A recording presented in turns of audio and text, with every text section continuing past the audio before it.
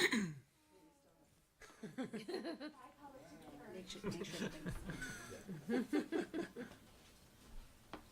good, Sharon? Scott? Okay. Welcome, everyone, to the Planning Commission meeting for the Town of Essex, October 11th, 2018. We do have a sign-in sheet. I'd like to make sure that everyone signs in at some point. It's sitting there on that table. We do have a pretty big pretty full agenda this evening. Thank you. I'll get there. New words are new to me. So I'd like just a reminder to folks as we're talking, bringing up questions and so forth, to try to be as concise as you can so that we can try to get through everything. We do stop at a certain point because people run out of steam and run out of gas. So I just want to keep that as sort of an awareness factor. So to begin with, I'm going to start with amendments to the agenda, which the only amendment is that Channel 17 has agreed to cover both of our October meetings. Big thank you. For public comment section, I'm going to go out of line tonight, and I'm going to ask for folks to stand and swear in. I'm going to swear everybody in at once. And then once we open up for public comment, it will also be the place where we discuss items on our consent agenda. Either there are questions from the audience or questions from commissioners. That is the time we bring them up before we go to move on the consent agenda. So if everyone here could please rise, I'd like to swear you in. Do you swear that any testimony you present this evening will be truthful to the best of your abilities? Thank you. Painless. So on to the second item on our agenda, which is the public comments.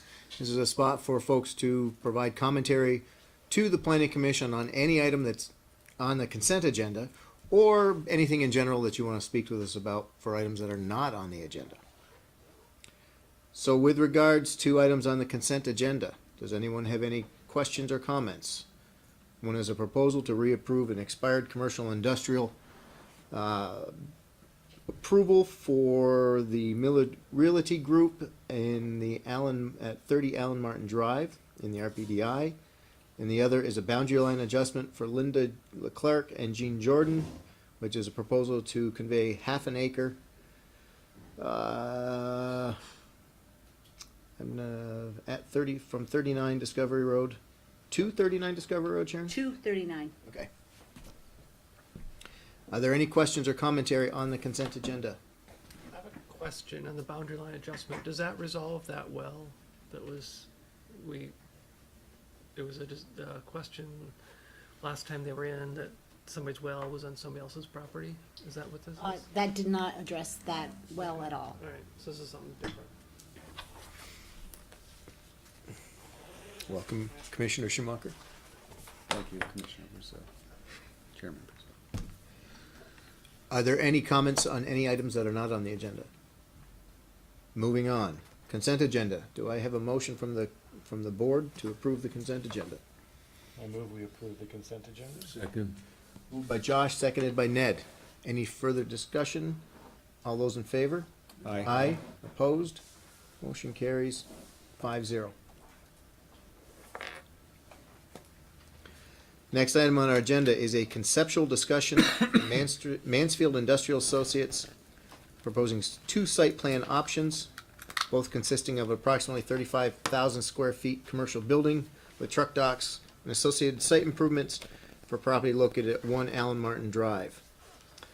Darren, can you speak to this at all before we turn to the applicants? Sure. So you will see that there are two proposed concepts for a trucking facility at the corner of Allen Martin Drive and Sand Hill Road. This property was subdivided from the property now at 7 Allen Martin Drive.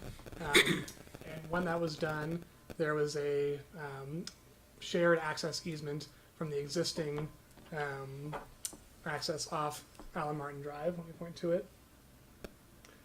So it's a shared access easement going from this driveway. One concept, which is I believe the preferred concept by the applicant, is to have a new access off Sand Hill Road in order to allow for better sight distances for these trucks that are entering and exiting, because if they were to use this access drive here, there wouldn't be as good sight distances and there would have to be more of a shared access and more impact on those driveways. It does cross through the 200-foot buffer along Sand Hill Road as prescribed in the RPDI's district standards. So it's pretty clearly stated there that no access drives shall be allowed in that buffer zone, at least from the staff opinion. The other concept would go through what is technically a 50-foot or a 100-foot buffer on Allen Martin Drive. And it's right at the intersection of Sand Hill Road, which is where that would transition from a 200-foot buffer to a 50 or 100-foot buffer. There would still be shared access with the existing site, but it would not have to go through the 200-foot buffer. Okay, thank you. Any questions for staff? Who is going to be speaking to this? Paul O'Leary with O'Leary Marshall. So Mansfield Industrial Group, they have the two lots. As Darren mentioned, this lot previously was sold, and they have a 6.77 acre lot that remains. So they've had a fair amount of interest on and off on the lot recently. The problem they run into is the access is an issue. You know, the question of whether or not Public Works would allow another access and this board would allow another access in. And so we've had a lot of plans that have kind of started, they've gone to the conceptual stage, and the applicant or the interested party has basically backed out and said, well, there's too many unknowns on this parcel, we're gonna go someplace else. So to try to make this parcel a little bit more marketable, we talked to staff, and staff suggested that we come in and present you with some conceptual plans, because we get some staff feedback, and then more importantly, we get Public Works feedback on whether they would support an additional access. So on the plan, we're showing what we think would be a typical use of 35,000 square foot combination commercial warehouse building.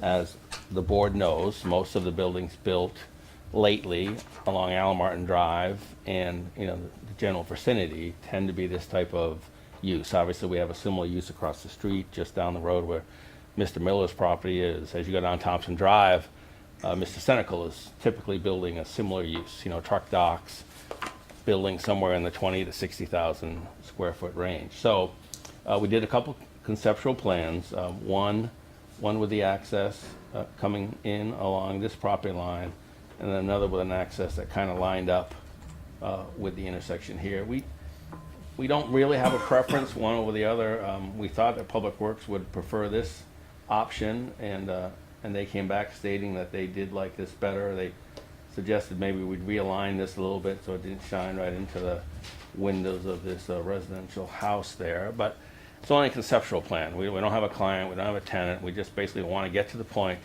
where if someone comes and is interested in this property, we can say, well, we have a conceptual plan. It appears that the Planning Commission and Public Works will support an additional access in. The problem with the easement that they have is, it comes in and the swing is so tight that comes across, you essentially can't get, any larger truck traffic. Pedestrian or, regular car traffic in and out is certainly acceptable through there, but truck traffic just doesn't work. Both plans show, continuing to have a connection to the easement across there. So car traffic, small vehicle traffic could come and go in either direction out. So we're essentially just here to get your comments on what you think about the two concept plans. John, thoughts?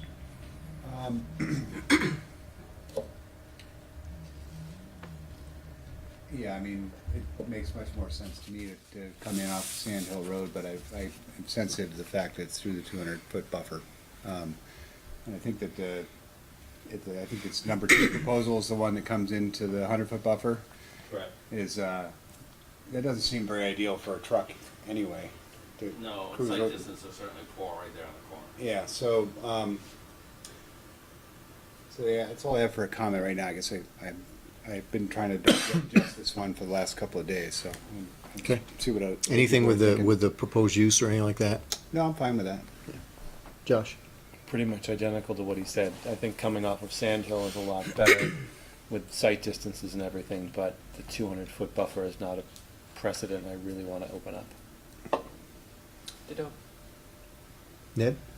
Yeah, I think I agree. I don't know what your reaction is. I think one of the things that Public Works said is that instead of the straight shot out the sand hill, you throw a little curve in that so that it's not like gunning straight ahead to hit the residential. I don't know if that's a factor or not. But I think it's something to be considered when you come back with a final look at it. Which, on the plan that's on display now? Yeah, but this shows it straight out. Right, this is, okay. And I think one of the notes that Dennis put in there is maybe put a little curve in there just to keep it from running straight on. And that's through the 200-foot buffer you're talking about. Yeah. To the ones. Yeah, That's what- and then 200-foot buffer. I think Public Works is referring to this plan, this proposal, where Yeah. they would instead shift it over a little bit, Yeah. rather than the one that going straight into the T intersection with Sand Hill Road. You know, even if you go to Sand Hill Road, though, you're pretty much nicking that 200-foot buffer. It's not really clear where they mesh together. You know, half the road is going to be in the 200-foot buffer, half the road might be in the 100-foot buffer. It just depends on how you interpret the sidelines of the road. So I guess my comment would be that I consider the 200-foot buffer absolute, period. And if that means that use or structure doesn't work in there because of that, then that's what it means. I don't see that that's a wiggle, period, from my perspective on that. Well, do we have the option of putting a public road to the 200-foot buffer? The only item that I know of that can go through the 200-foot buffer is an easement for utilities. That's it. And we've held to that in all other development that I've participated in, all other reviews, we've held to it. I mean, there's been some significant infrastructure, but we've been consistent with allowing it only for those uses. Darren, what would be your comment on a public road? Does it, I mean, it talks about drives can't go through there, but a public road is a different entity, you know, than a drive. I mean, we could build a public road to the 200-foot buffer and put a cul-de-sac on it. And, you know, would that be approvable then? Assuming Public Works would accept a public road and all those other kind of hurdles, but.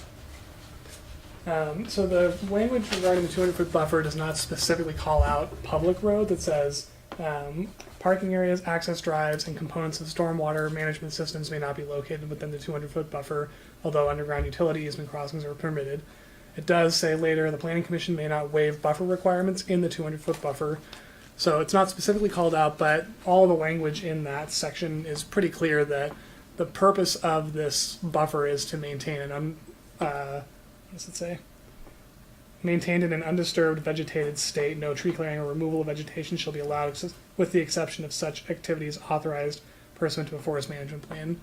I doubt that Public Works would even accept a public road that's that short, and in that location, and I don't want to speak for them, but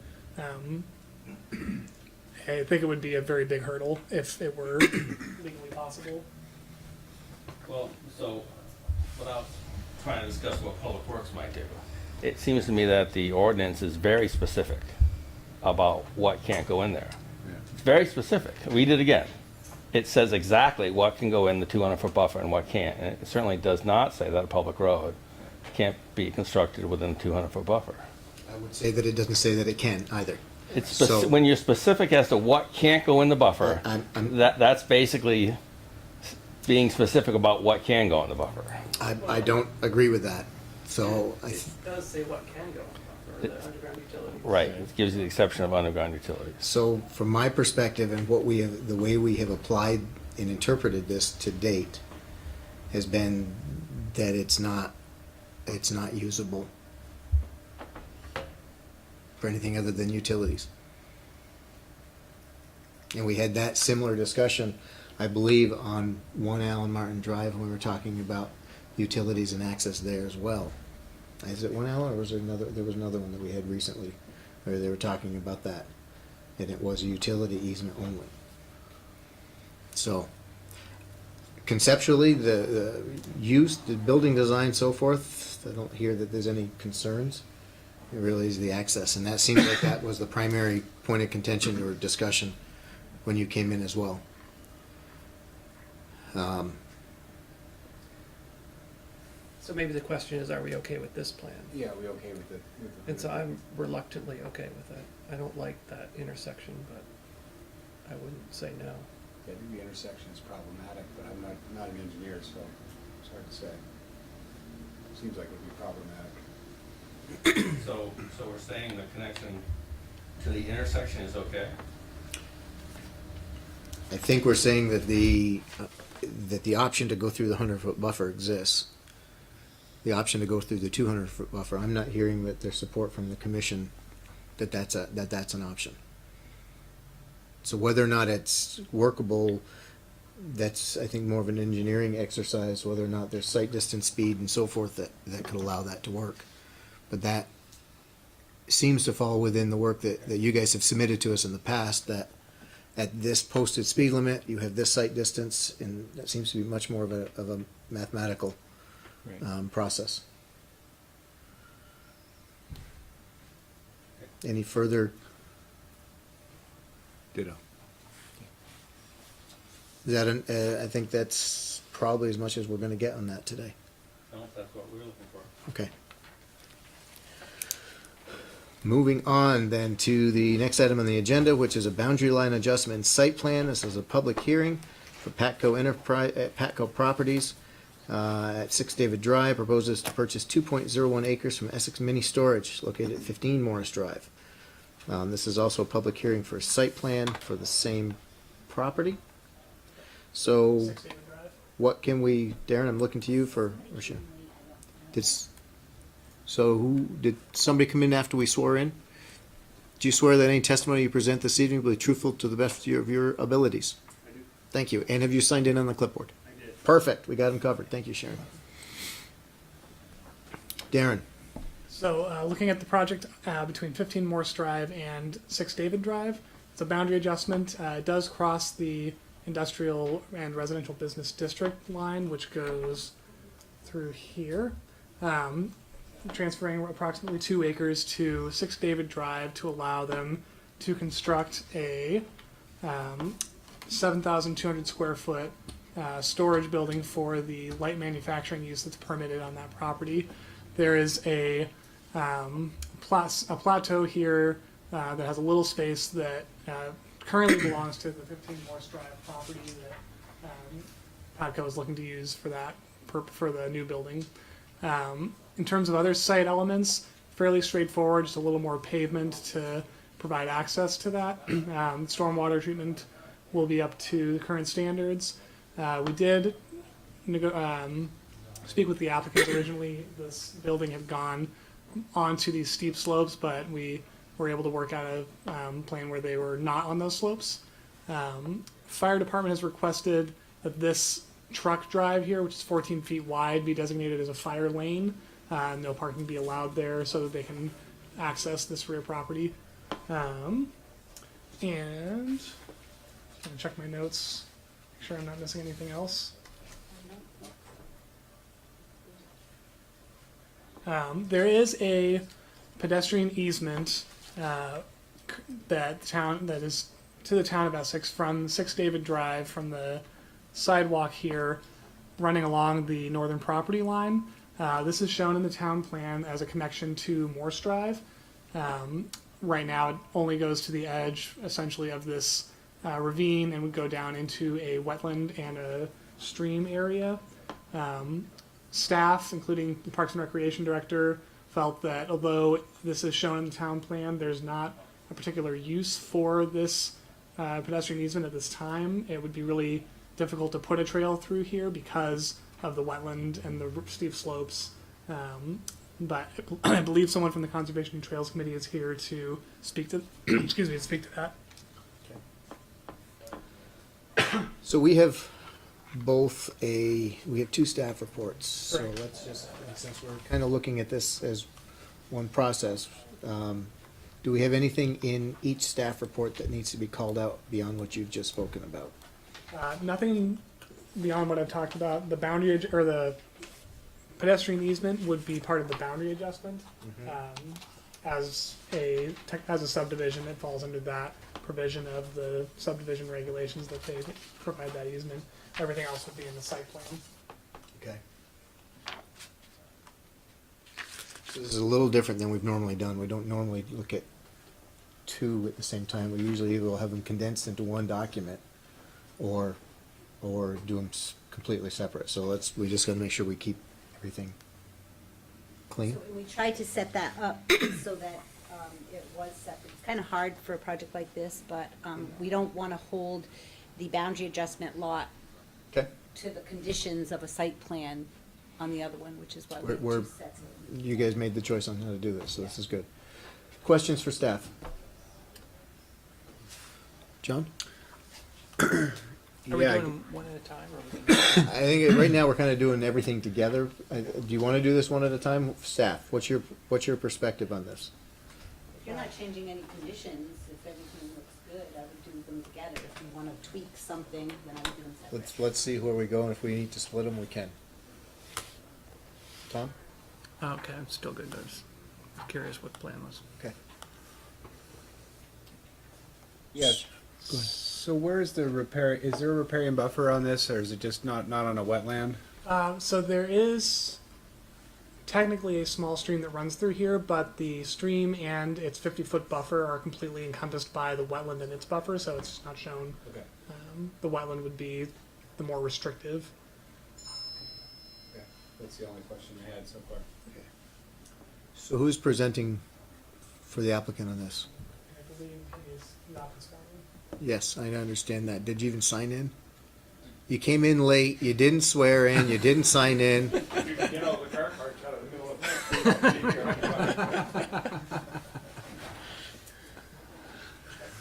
Do you swear that any testimony you present this evening will be truthful to the best of your ability? Now I've been sworn at, now I'll sign it. Yeah.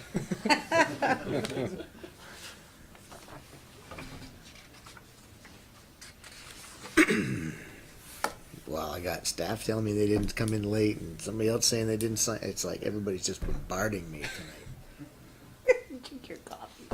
Poor Dusty. Let's hold that thought. Thank you. Smaller. Yeah, not a viola, just a little clown violins. The wind up ones.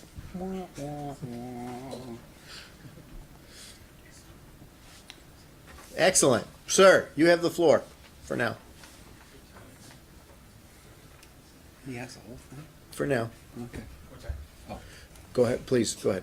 I'm just a troublemaker, ignore me. Somebody's taking the pressure off me, that's all. Doug Henson from Lamoureux and Dickinson, speaking on behalf of Lawrence Mechanical Patco. We don't really have any comments about the staff report other than as I think you've just heard about with this easement, trying to continue a trail from there on up to Morris Drive. While from a planning standpoint, it may be a great idea, from an environmental impact standpoint, I don't think it is a good idea.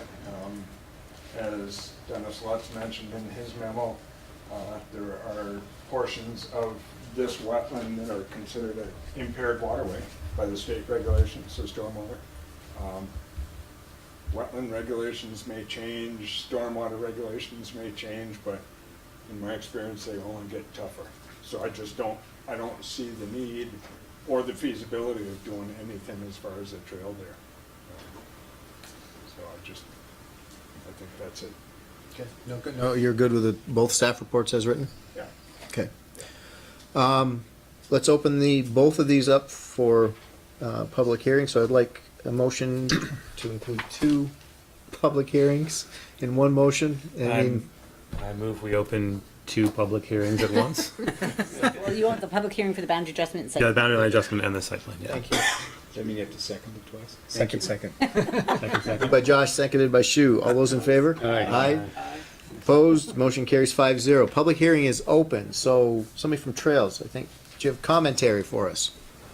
Hi, I'm Hillary from the Conservation and Trails Committee, and we just thought we would like to keep that easement in there as part of the town plan. I know that, like, we understand that it might be difficult to build that, but it's just something that we would like to maintain as an option in the future. Okay. And do you want to continue through the new area? We didn't talk about that as part of the committee, but, it's in the town plan, so I'm assuming someone thought of that at some point. But we're just reluctant to give that up. Would it be feasible to have that be noted as an easement, but yet recognize that it may have to float, move? I mean, we've done that before in some of the parcels off from Thompson Drive, which we noted that there's an easement, but the exact location would be determined if there was ever a desire to build or never an intention to actually, make a connectivity. We did that also off from Indian Brook Road for one of the other ones we were looking at, recognizing that there was a desire for connectivity, but we couldn't do it now. Do you remember the wording of the condition? I don't, but it was, I mean, we've done it a couple times with, and the one I'm thinking of was, what's the soap, the place next to Reinhardt. No, the. Autumn Heart? Autumn Heart. We had a acknowledgement that there was an easement, but that it would move, that it could move. And we even without that, we've moved easements as Yeah. things come. Is that something you could consider in the future if they came back with an amendment, make a finding that you're not gonna ask for it at this time, but if the lot should develop further, any consideration be given to the trail easement? But is it, I mean, it's not, it's hard to put it back in, I mean, is it there now? I mean, Well, it's halfway now, right? It's up to the existing property. This stretch of it exists right now. yeah. And we're looking to try to extend, Only the easement exists, right? There's Right. no actual trail. correct. Okay. Thoughts, commissioners? I'm okay with saying that, future development, we would want to work it out in easement. Or just draw a line and then have it move when reality comes. Josh? So put it as a finding, you're saying?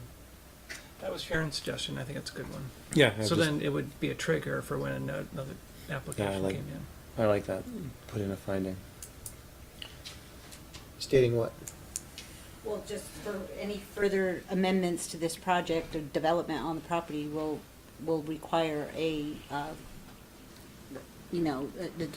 new determination if a trail is appropriate at that time.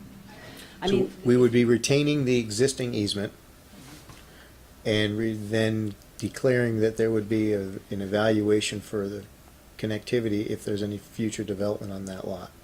And this would apply to both lots because there are two in question here. And the trail in the town plan is shown coming from here up through this property to Morse Drive. So even after the boundary adjustment, it would still supposedly go through both 15 Morse Drive and 6 David Drive. Is that an easement on the other, There are some easements on the Morse Drive property. This is a stormwater easement.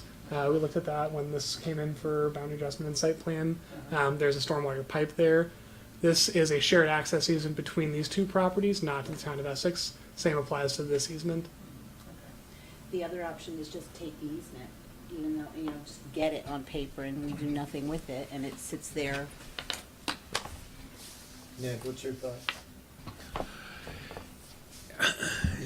My thought is I don't think I want to give it away and have to go back and try to get it. So I think we just need to phrase an approval so that we can they'll do it, down the line if it comes up. It doesn't sound like it will be all that feasible in the future, but, who knows? John?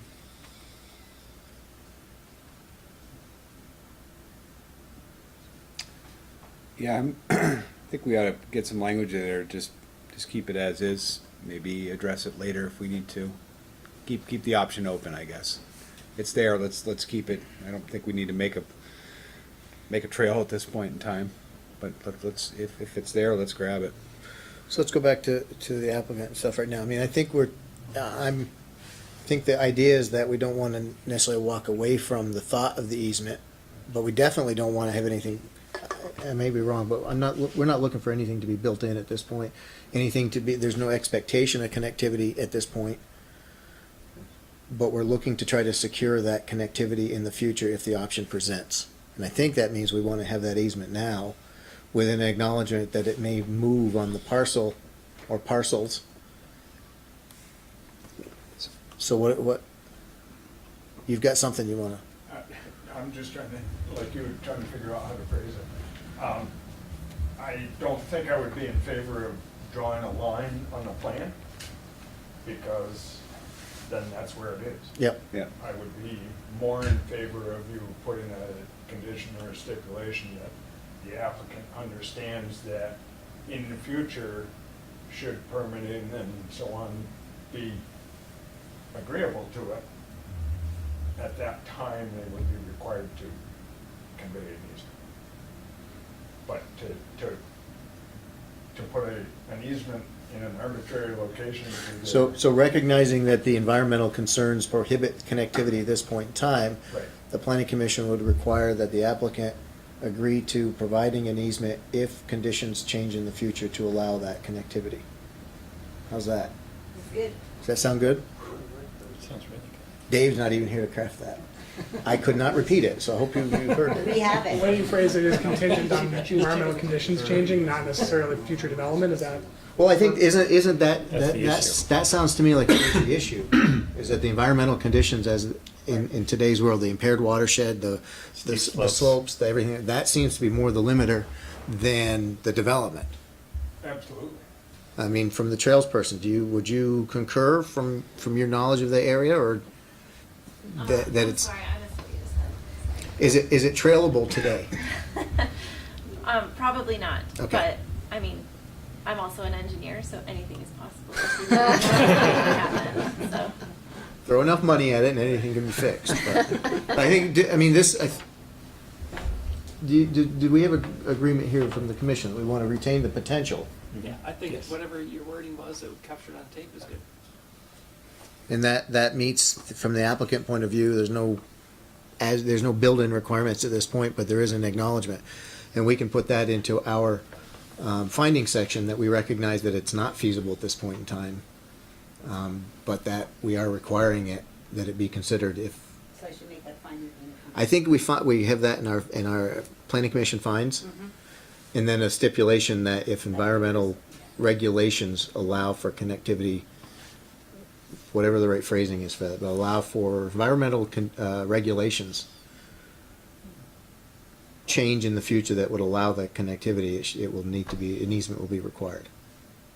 Now, as you said, environmental conditions frequently get more stringent and less stringent than less, so.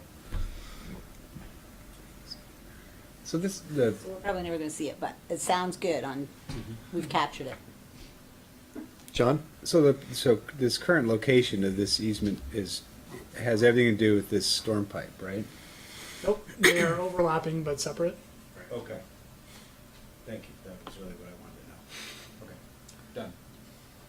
So from a boundary line adjustment, do we have any concerns? Site plan boundary line adjustment, any concerns, questions on that? No. From the, what's the other one? You have the- Site plan. the Site plan. Conditions as- Site plans, we want to add the one condition referring to the easement for the potential of a trail connection, if, I think you'd want that as a boundary adjustment. Right. whichever one is appropriate. I'm Boundary looking to you adjustment. guys. Yeah, I think This is the challenge of doing them quite like this, is they're, so pick whatever one we need on. We need on the boundary adjustment? We can do it in both. We're more likely to go back to a site plan file folder than we are. Then is there any negativity in putting that language in both? Because we don't have anything else to put in. You don't want to add a third? Public comment is still open, or public hearing is still open. Does anyone have any commentary or questions they would like to offer on this? Then I would take a motion to close both public hearings. So moved. Second. Moved by Shu, seconded by Ned. All those in favor? Aye. Aye. Opposed? Motion carries 5-0. Is there any additional comments or questions that anyone has of staff or applicant before John makes a motion? Nope. Hearing none. John, you're up. Oh, All right. I heard you volunteer, right? Yeah, Okay. thank you, Mr. Villamere. I move we approve the boundary line adjustments and site plan, public hearing and public hearing site plan for Patco Properties LLC at 6 David Drive. And when they're purchasing 2 acres from Essex Mini Storage located at 15 Morris Drive in the Business Design Control District and the Industrial Zoning Districts. Tax map 4753, parcels 49 and 415. And that includes the proposal to construct a 7,200 square foot commercial building on property located at 6 David Drive.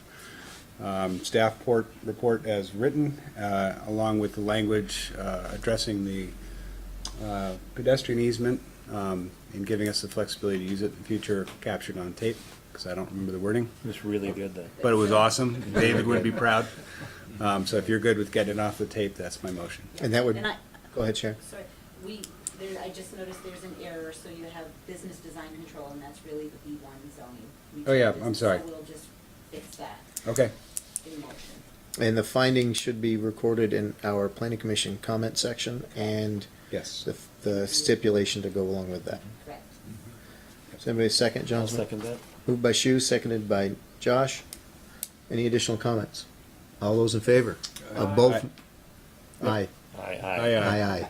Aye, aye, Captain. Aye. All those opposed? Motions carry 5-0, 5-0. Thank you. Thanks for your time. Okay. Next item on our agenda is a site plan amendment, master plan amendment, public hearing. Peter Edelman, doing business as Euro West Partners, is proposing to amend the master plan by adding green space at the center of the parcel. Peter, Peter, you came in late. You swear that any testimony you present will be truthful to the best of your ability. Thank you. Paul, you started first. Go ahead. Why not? You jumped.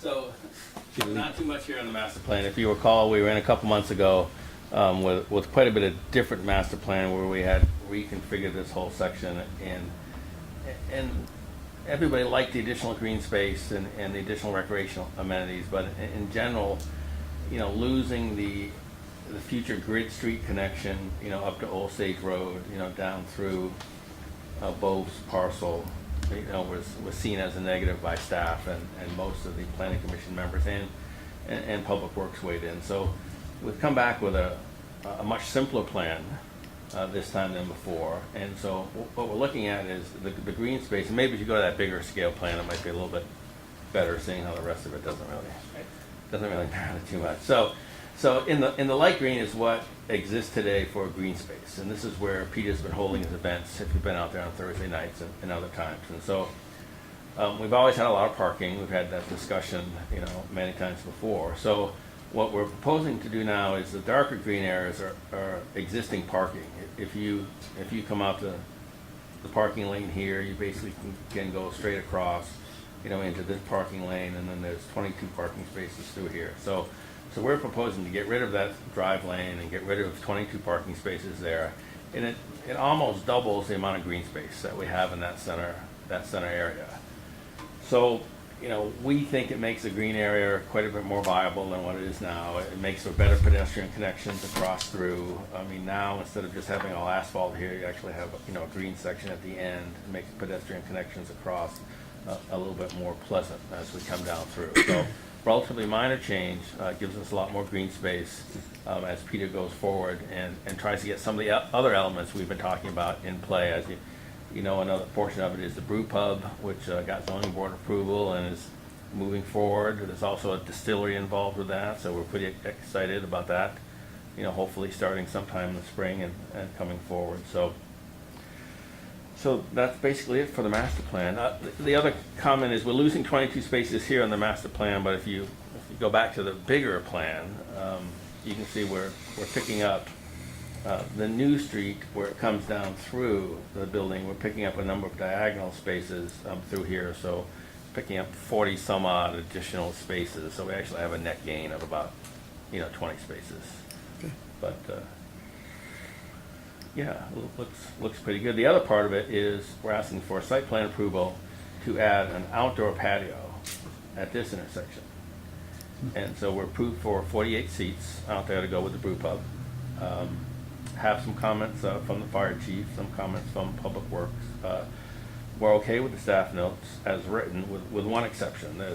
There's a condition that we stop control this intersection. We'll call it T intersection, for lack of a better description. But as we know, we've all been out there.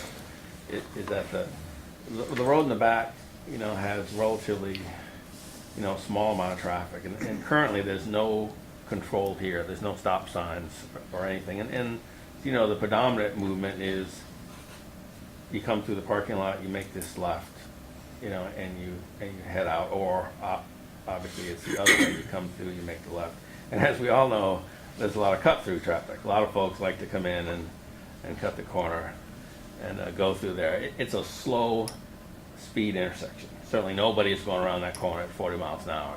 It's relatively slow. So I'm certainly okay with putting a stop sign on this back road, because it is one-way traffic that comes in and can go out. So I'm okay with the stop sign here. I'm a little leery about making this into a three-way stop.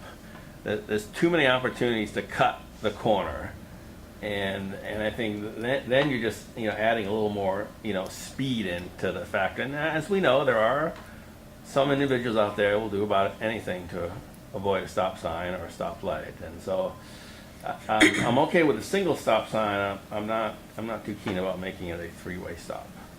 Okay. And certainly be glad to hear what the board's opinion is. I mean, I'm just my personal opinion there. So. Okay. Darren, thoughts? In general, the master plan amendment and the site plan both are very much in line with the town center master plan and the proposed ETC plan. So we're very excited to see all of that and excited to see the expansion of green space. As far as that intersection, I had written the condition saying the applicant shall install traffic control signs at the T intersection here. It's intentionally vague as to whatever traffic control needs to be in place there. I think a stop sign from the one way would make the most sense, as Paul has explained. So that is fine by staff. The only other thing we will mention is that there's a concern by, I think, the fire chief that there will be some pedestrian traffic in this zone here between the brew pub and the Hannaford parking lot, because it's closer than some of the other parking, or if there's a lot of parking used for other uses, that we might see some of that. There's not a great way to put any sort of pedestrian safety in that area, because it's not a funneled spot, but fire chief had mentioned that. So I think what we're kind of expecting is that outdoor patio will be fenced off. And right. So That was just going to be my next. If you're trying to enter the brew pub, you can't. You got to go around and Go around You'd have to go in the building to get to the patio anyway, wouldn't you? Exactly. So if you would any crosswalk, it would be farther up that road to get in there, it would seem to me. And as far as traffic control, at the intersection, we're certainly fine with a condition that says, should it become a problem, we need to come back to the board, and address the issue. I just don't think it's going to be a problem at this point. Commissioners, anything else, Darren? Commissioners, thoughts, questions? Ned? A couple of places where you're showing the crossovers to the green space there. Would there be some kind of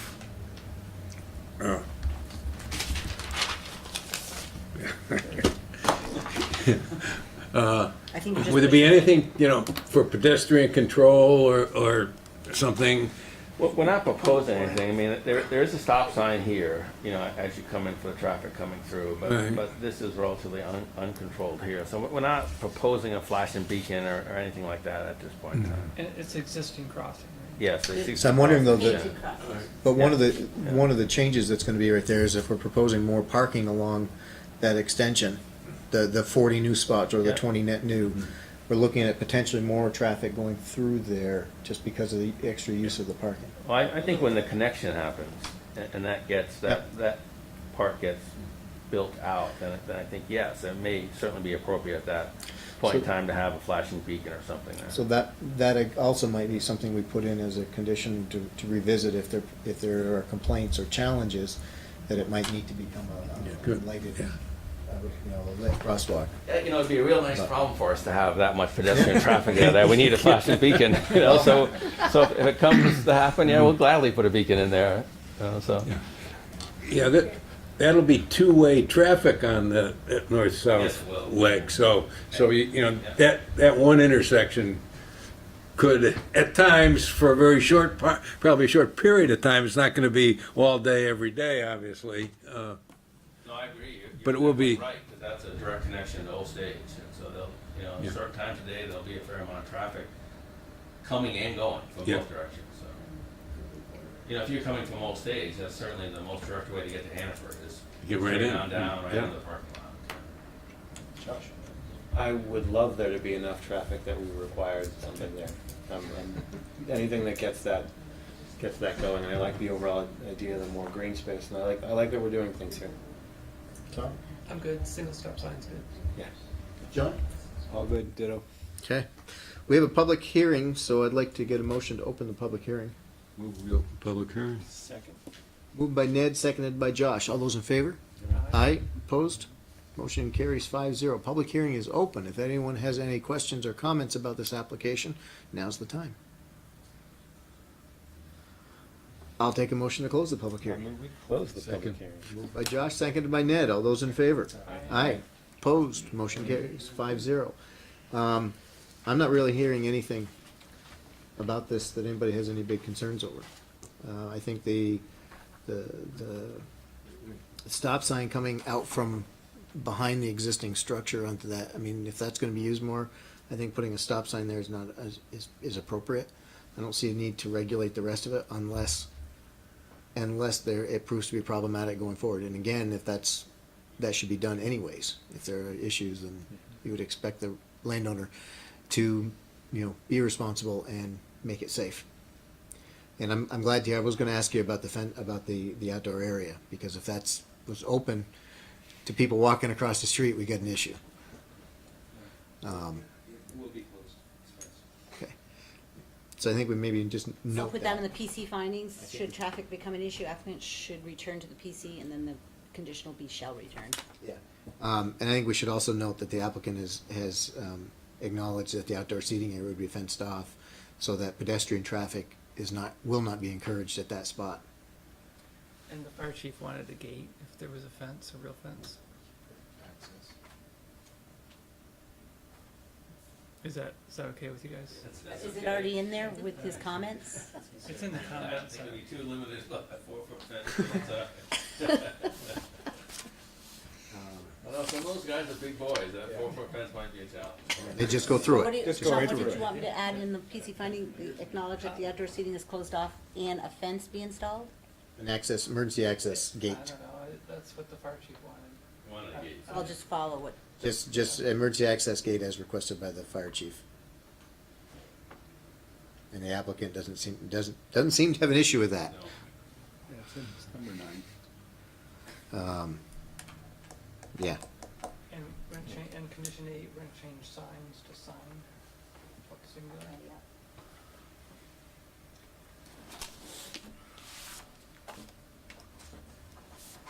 Why don't we say what it is, that we're asking the applicant to install a stop sign at the road coming from behind? I don't know what, On the one-way road. Does it have a name? it can't be a one-way road. Just an access road. The access road. It's two-way. Yeah, so what's, But when you come, if you enter by the cinema, it's only one way in, right? okay, so what would you call that for a road? I just call it the road behind building 2. Okay. Stop Well, sign. let's just be precise about it. We're the, Sounds like a B movie. Stop sign at the road. Behind building 2. where it intersects with the main access road. Or behind the, whatever, however we want to phrase that. Call it the back connector. I've got it. Okay. Behind building 2. Behind. There any questions? We closed the public hearing. We're just, Yeah, we did. okay, Yeah. thank you.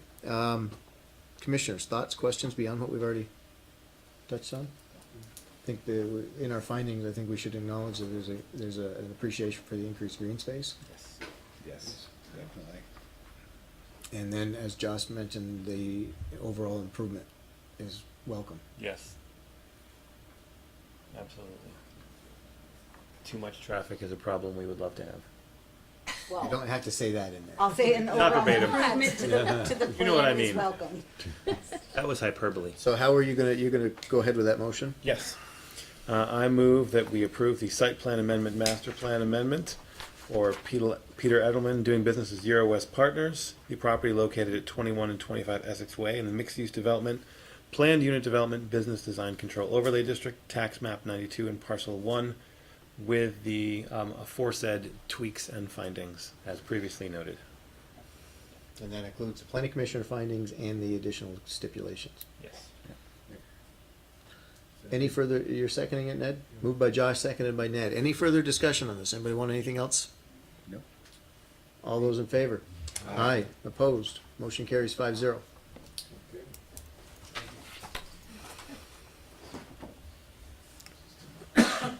Okay, we're moving too fast. We're gonna slow this down now. Oh, you didn't tell me you wanted to go slow. Where's the easy listening channel? Yeah, you didn't put Ned and I together, so we can't. We need more than one stop sign. The next item on the agenda is a site plan public hearing for, I don't know how to pronounce that. Waka. Koblaka Trust, proposing to construct a 2,207 square foot drive-through restaurant and a 4,680 square foot retail building. And then other site improvements on property located at 2 Susie Wilson Road. Darren, are you presenting on this for the staff? Sure. Give me a rundown, please, or give us a rundown, please. So, as noted, there are two proposed buildings on a site that currently has the People's United Bank near the Lowe's. It's all on the same property. The applicants can clarify some of the legal aspects of this, but there's a leased lot on the southern portion of this site, roughly enclosed by that gray area. The drive-through restaurant would be a coffee shop. The main issues so far for this project has been traffic and traffic impact due to the congestion on Susie Wilson Road and Route 15, but the applicants have been working with staff and Public Works specifically for a long time to find a way to resolve those issues with signal upgrades that the applicant has proposed to all of the intersections along Susie Wilson Road that will help mitigate some of the traffic impacts of this development. Other issues just to note, there is a 400-foot easement or restricted area as noted on the plat, which I'm having trouble pulling up. So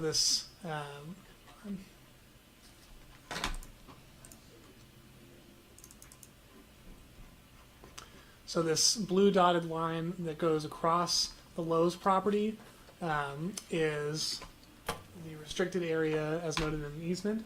The applicants are working with and it's in benefit of the adjoining landowner to the west. The applicants are working with that landowner to resolve the issue that basically would not allow this development to happen, but it sounds like that's been worked towards. Other things to note on the property are that the applicants have done a good job avoiding impacts to water and sewer lines, which feed the water lines feed this entire part of town. So we appreciate that. A grease trap and a Modified sewer connection are conditioned as required by Public Works. We did modify the incoming intersection. Where's my pointer? Originally, there was more of a bulb out on the curbing here. We had the applicants align it so there's a straight shot into the site. We could revert back to the original if that's a more favorable traffic condition. And then the fire department was concerned about being able to access the drive-through area because there was a 10-foot high canopy that would not allow them to pass through, as well as a clearance bar warning you before you enter the drive-through. The compromise with the applicants is that this clearance bar will allow for trucks to pass through with a swinging bar showing where the actual height of that canopy is, so you can actually approach the canopy and then back out if needed. That's all the staff has to offer. Okay. Commissioners, questions for staff? The menu boards, they're oriented so they shine onto the open space there, not onto the roads. Is that correct? Let me pull up the site here. So there's a menu board here, yes, shining towards the open space, sort of in the direction of the west corner of Lowe's, but it wouldn't reach that far. Sort of towards that small parking lot south of the access drive. Where Lowe's is. I can show you that on the other plan. And I think there's a smaller, one or two smaller menu boards as you approach. Do we have an elevation of the backside of that building, what it's gonna look like from Route 15? That's probably one of my major concerns. It's, it's a real gateway, and I don't want people to think they're driving in looking at the back of a building. Now, someone in their, bear with me, someone in their note made a comment that they're gonna build an attractive building. So someone's got to, so that, it's on these guys to prove to us that it's attractive. I mean, there's a lot of views to what I may feel is attractive and what you feel is attractive, but this is a real gateway into both the town and the village. And looking at the backside of a bunch of commercial buildings just doesn't cut it. I'd rather see it even turn the other way so that the backside faces Lowe's and the bank. Yep. Understood. This is the elevation facing Route 15. This would be the elevation facing Susie Wilson Road. Correct me if I'm wrong. Can you blow up that backside, which is the long one? Leave it alone, Jim, leave it alone. Yeah, I mean, this is what you see driving into town, and I don't like it at all. If I can jump in, there will be some landscaping along the Route 15 side, just so that this isn't exactly what you would see. But I'm old. I may not be there before that landscape gets big enough to hide it. Excuse me.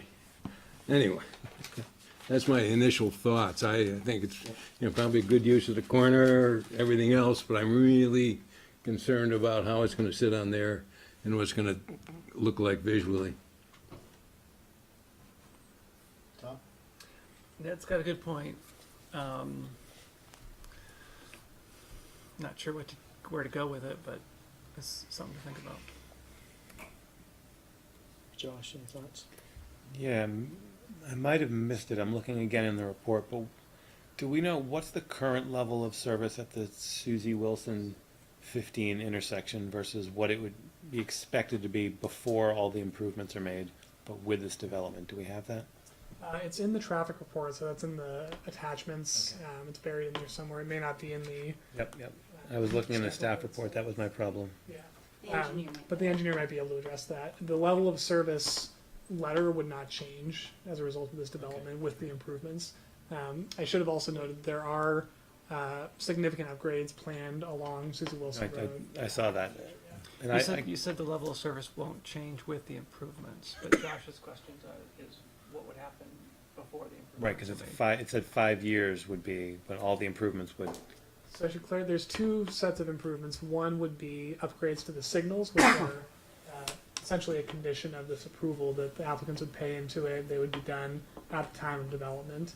And then there's the state's plans to redo the Route 15 and Susie Wilson corridor. Second left lane, right? Correct. I don't know if the level of service has been analyzed for that major roadway improvement that's separate from this application. Dennis might know.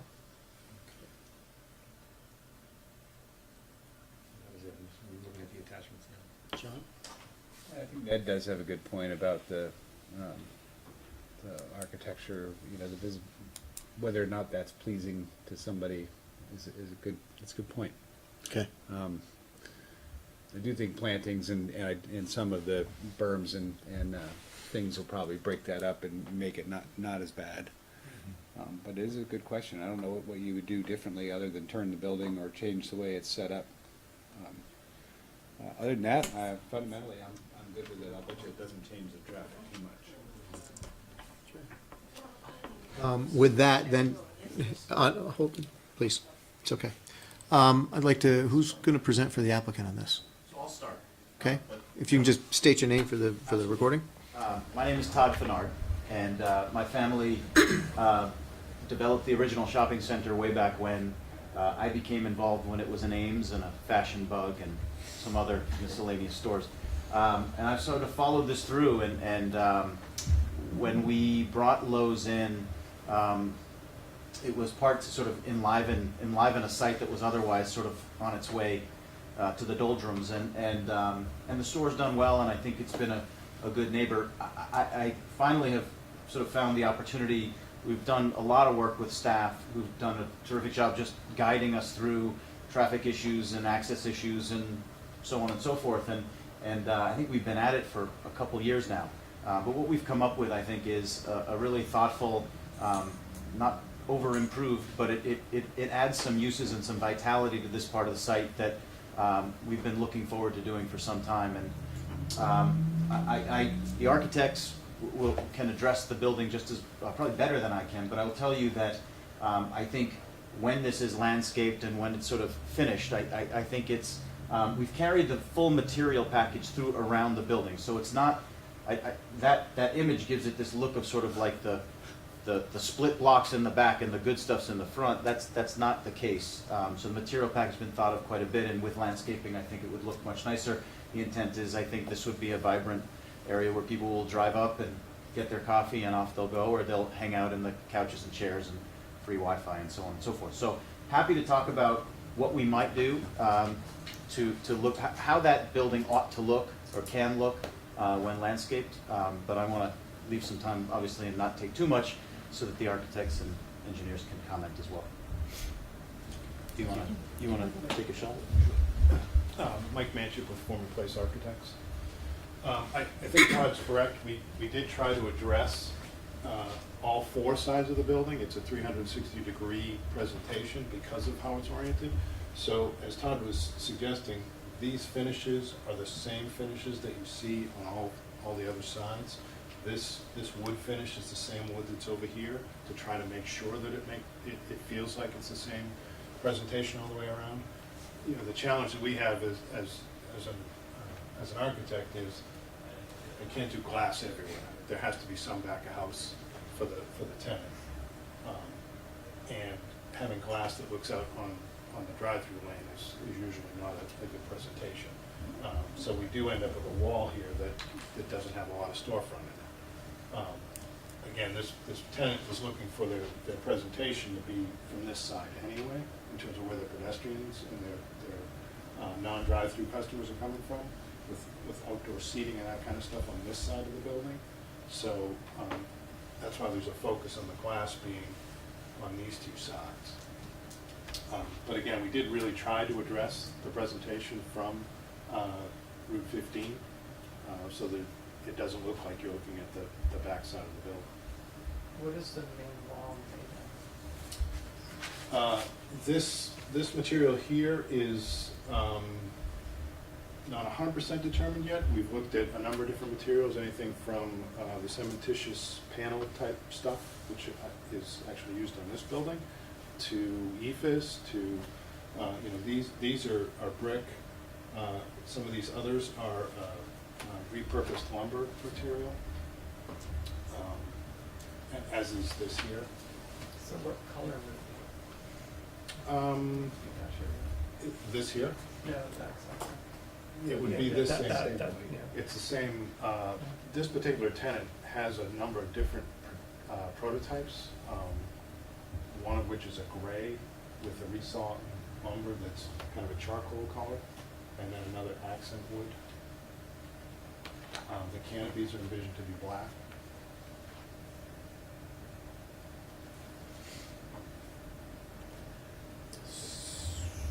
So to follow up on Ned's point of view, recognizing that you're continuing some of the accent work, it's still, from Route 15, which is going to see a lot of traffic, majority of the traffic, that's a big gray wall, at least, with the color scheme of there.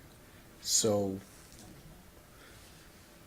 Sheila McIntyre from Summit Engineering, and Darren, can we pull up the landscaping plan, please?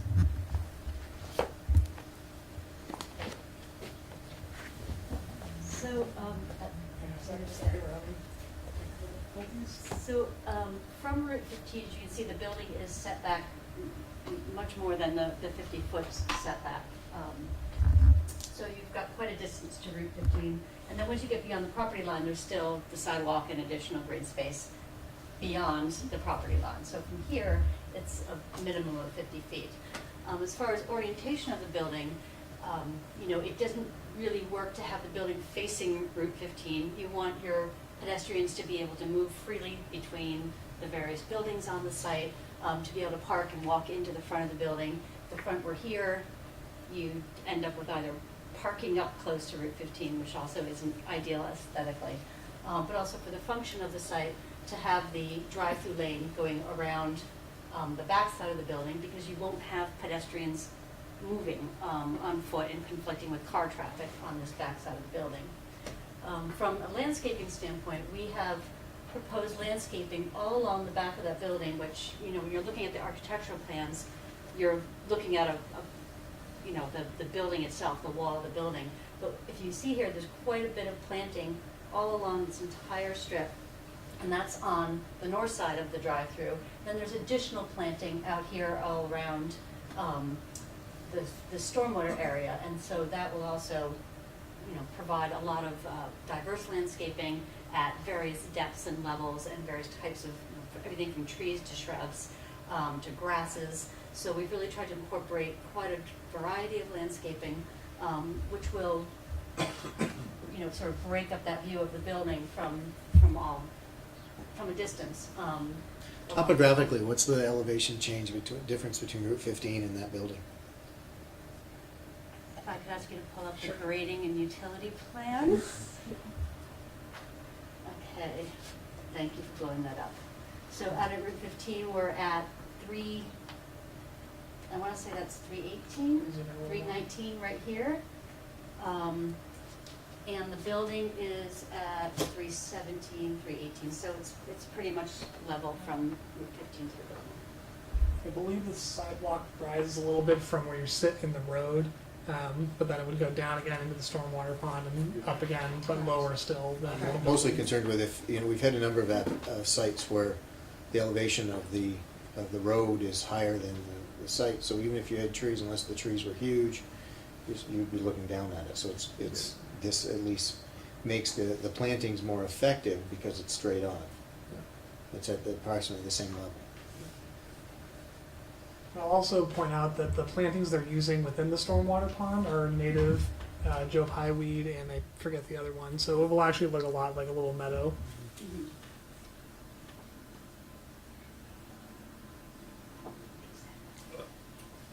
Most food service places have some kind of, dumpsters and whatever to haul their trash. Where is that going to be located on this site? The dumpster is actually right here. It's a little bit off the screen. There we go. It'll be an entirely enclosed, fenced enclosure, so you won't see it at all from the site.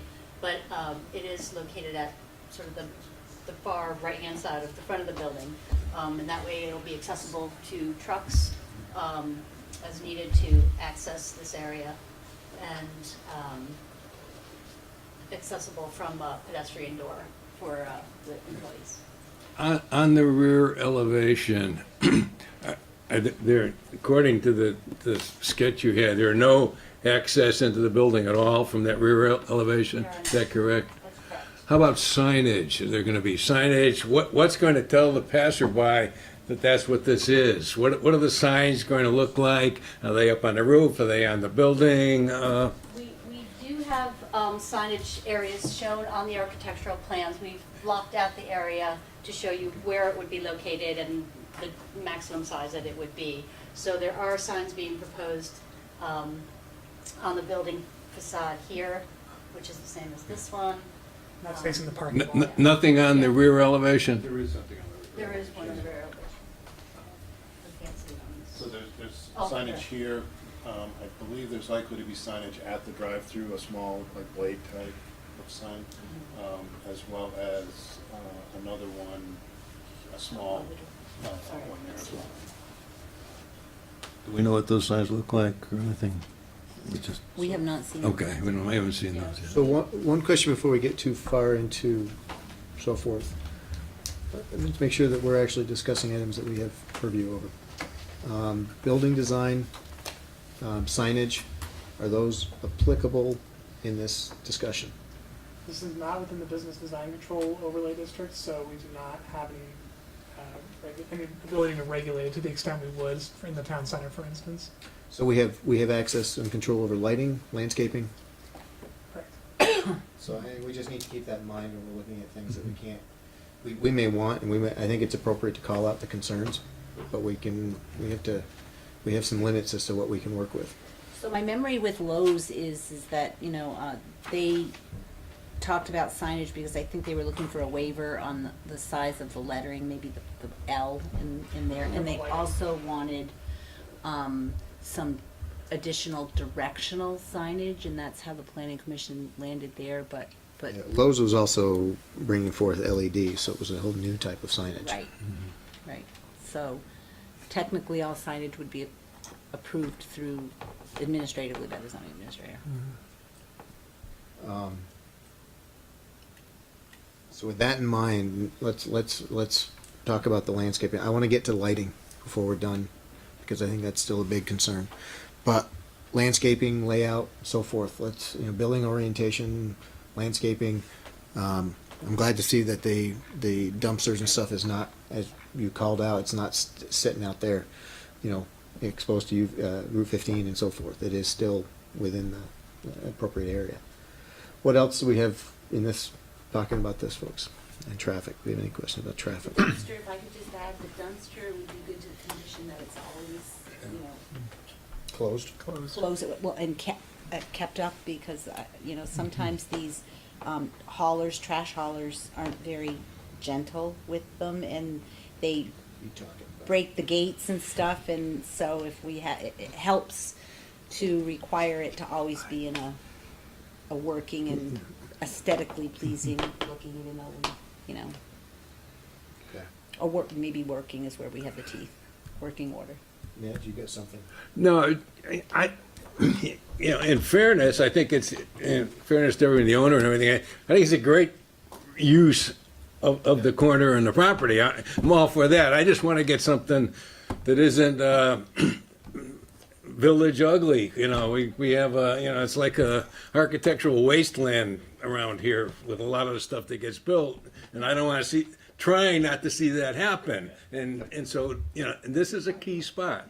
We built some other stuff on the grand entrances into town, and they're not very attractive. And I just, I'm fully sympathetic to it, and I would tell you that while we don't have a lot of, we can't glaze the wall, I think in terms of whether it's through coloring, through materials, I think that wall can be, first and foremost, I think if it is landscaped correctly, screened correctly with sort of everything as Sheila's described, it's lit correctly, it's signed correctly. This is a, I mean, the name is on the thing, so we could refer to it as Starbucks. They have a model that is a pretty successful model across the country. and we're falling in line with sort of what they would like, but we have the ability to push and prod as well.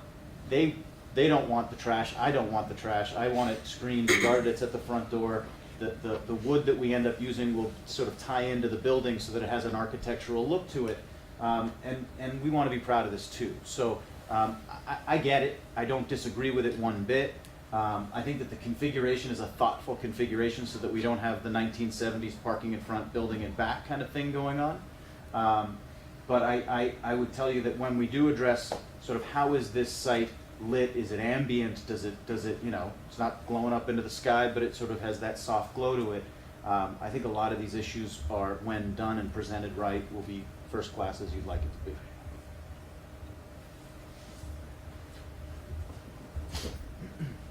Lighting. You guys okay if we go to talk about lighting? Can I ask one more question? No, man. Yes, sir. So there's one area that's for the snow storage.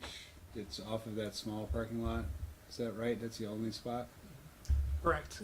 Originally, the applicants had proposed snow storage on this side of sort of where you go into the drive-through.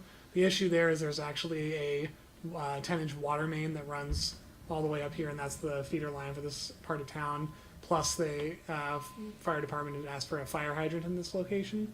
So, given those two, we recognize that putting snow storage there was not the greatest idea in terms of being able to access that infrastructure. So the applicants relocated it to that side parking lot that's technically part of Lowe's. There's a lot of open space that's part of the Jarrow Brothers property here, but there's adequate storage for snow in that location as well.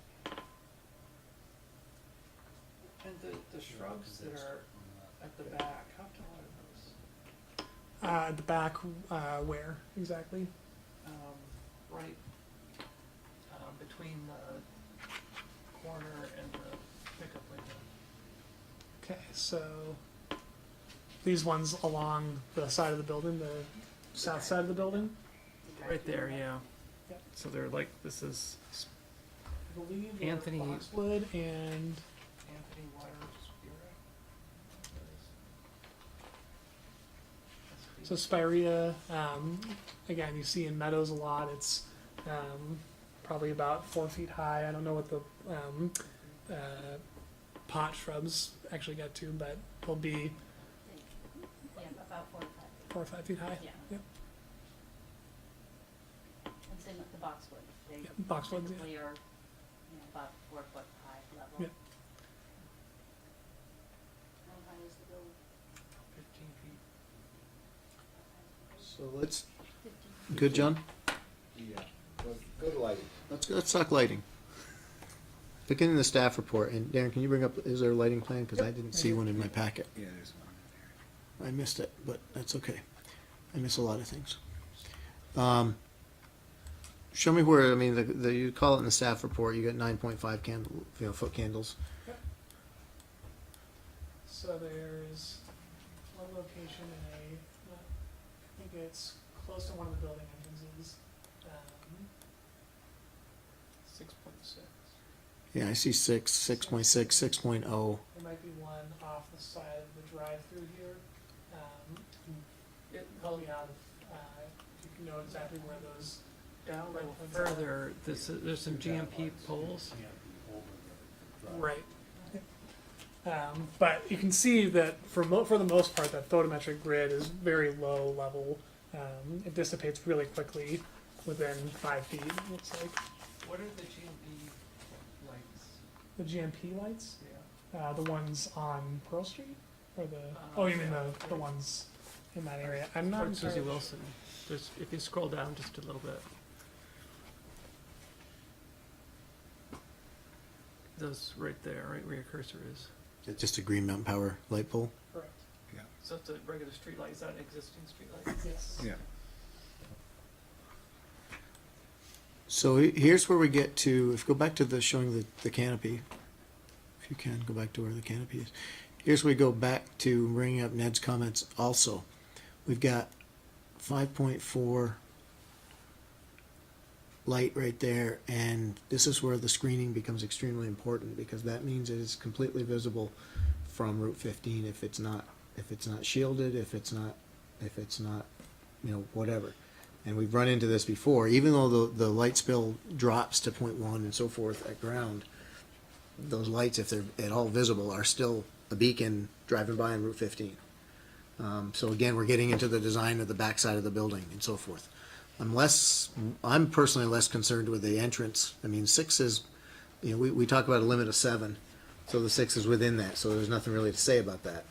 And the rest of it looks pretty reasonable. It's a couple of 7s down in here. And that's closer, that's in the direction of, That's towards Susie Wilson Road. yeah, so again, as soon as we start getting, and now is that because it's the Green Mountain Power Pole, or is that No. because of, No, there's a couple of lights right here. so BT5, whatever those. BT5. If you scroll down just a few parts of the grid right there, there's 2 So the BT5s. BT50, yeah, BT. I mean, so why do we have the peak there? I believe that's their outdoor seating area. So again, why do we have a peak there? Yeah, the B lights are bollard lights. Yep. So they're, Yeah, right down by the ground. they're not up high, Yeah, they're just on down by the lower ground. poles. And that's to illuminate both for the vehicles coming out and also for the sidewalk where the sidewalk ties in. So we do have lighting cut sheets. We didn't include them in your packet, but we can pass them around. They're downlight bollards then, I mean, they're basically shining down, and that's So- why they're so bright.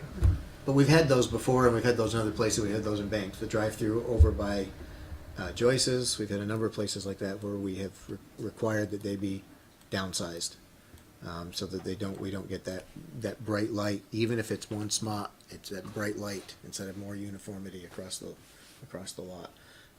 We've had folks that have talked about needing it for safety and stuff, and I'm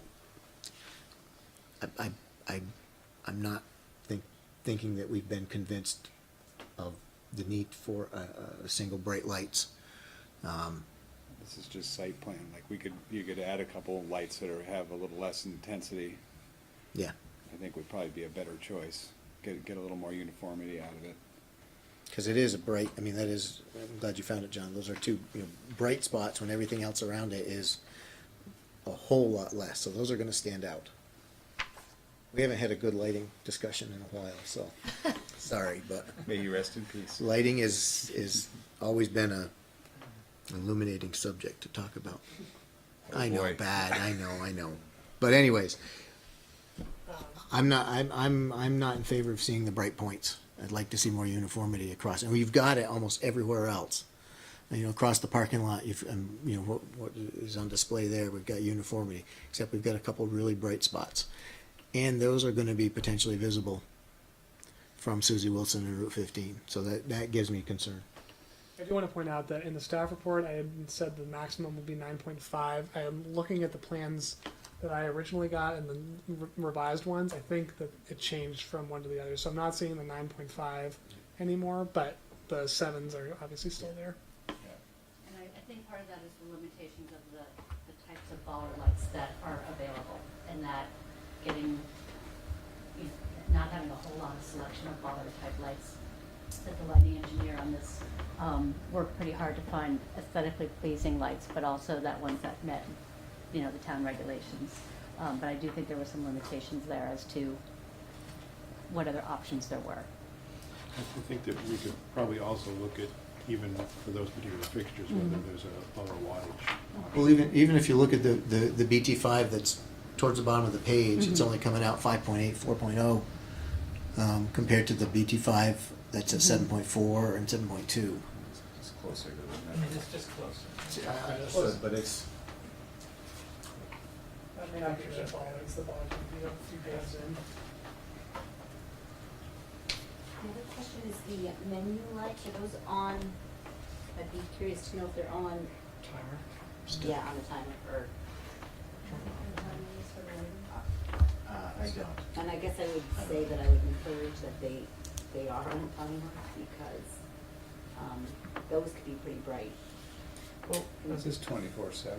yeah, what's the hours of operation? That's, It's pretty late. No, it's not intended to be a 24-hour operation. Let's see. Early in the morning, and my guess is that it's going till 8 o'clock or so in the evening. we could do something where you could require that the, exterior lights be turned off, an hour after closing or a half hour after closing, something to that effect. Would work.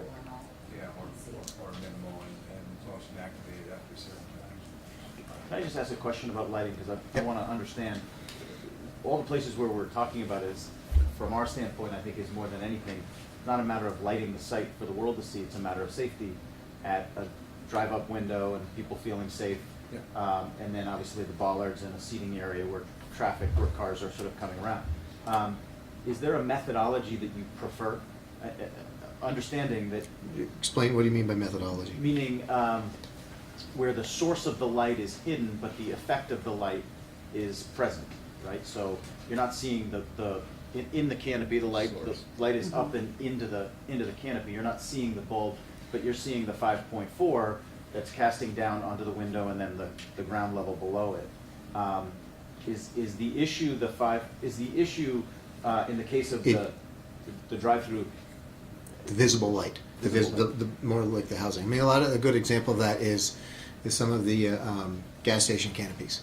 The ones that have the light down on the exposed, you can see them forever. The ones that are up where they're fully recessed, you can't see the bulb. You have the effect of the light, and it's much more contained. And I ask because I think that we're far more, correct me if I'm wrong, but our condition is the latter. These are recessed up and into the canopy. So with regards to the one on the canopy, great. If you can't see the light, if you can't see the light source, which is really what I think one of the driving things we're trying to prevent is being able to see the light source. Look at Price Chopper. The downcast lights they've got there. They're shielded, so you can't see the light source. You see the light, but you can't see the light source. And if that's the case, then I have no real concern about that. I'm really just worried about the drive-bys and having a light bulb invisible. Yep. Bollards is a different. That's a different conversation. Yeah. And the drive-through window is probably of more concern for me. Yeah, and actually, I mean, per the regulation, you're at 5.4. We're looking for 7, so you're still there. It's just we're looking at the visibility of the light source. That we need to make sure, and I believe that is the design, that the light is up and into the canopy and not visible. Yeah, and I think it's we're there. Is this the bollard that you guys are using? Yes. So it doesn't look like it. So it's shining down, but it's not shielded. I believe that they're all shielded. So the lights, the LEDs are in that top portion there, and I'll try to pull them up here if I need to, but they're little LEDs from that metal bit on the top that shine down into what would have, in more classic designs would be like a rounded bulb, but so it is downcast, not necessarily. Yeah, that's not what I was thinking. I was thinking that there'd be louvers. No, it was So, just LEDs from the top of that unit. all right, I don't know what you guys want to see. So the light at the drive-through window, what kind of fixture is that? It's Within the window. recessed. Within the window, you mean, or under the canopy? At the window, at the drive, canopy at the above. pickup window. So if you were, I think you're just to make sure you're talking about the lights from the This is window. canopy above the drive-through window. Oh, it's a canopy, okay. So the window's back here, and the canopy extends out over to give a driver some cover when they're reaching to Yep. the car. So the canopy extends out, there's 2 fixtures that are recessed downwards in that canopy, so to illuminate the surface right here, to help them not be able to Okay. drive into the window. Okay, thanks. So let's since we've got the picture of the light right now, we're looking at this and it's come up, and to me it looks like a lantern. Even though the light source is in the top piece, it doesn't look as if there's any shielding around it. So it looks like it's a 360, visibility. Which means we got a beacon of 7 plus in the middle of whatever, and that's going to be, Sorry, I'm just trying to pull the Yep, let's picture. wait till you get there. Included in the PDFs. It's been a while. Oh, here we go. Got it. Sorry, I don't think we can just find it. It's almost at the back on this hard copy.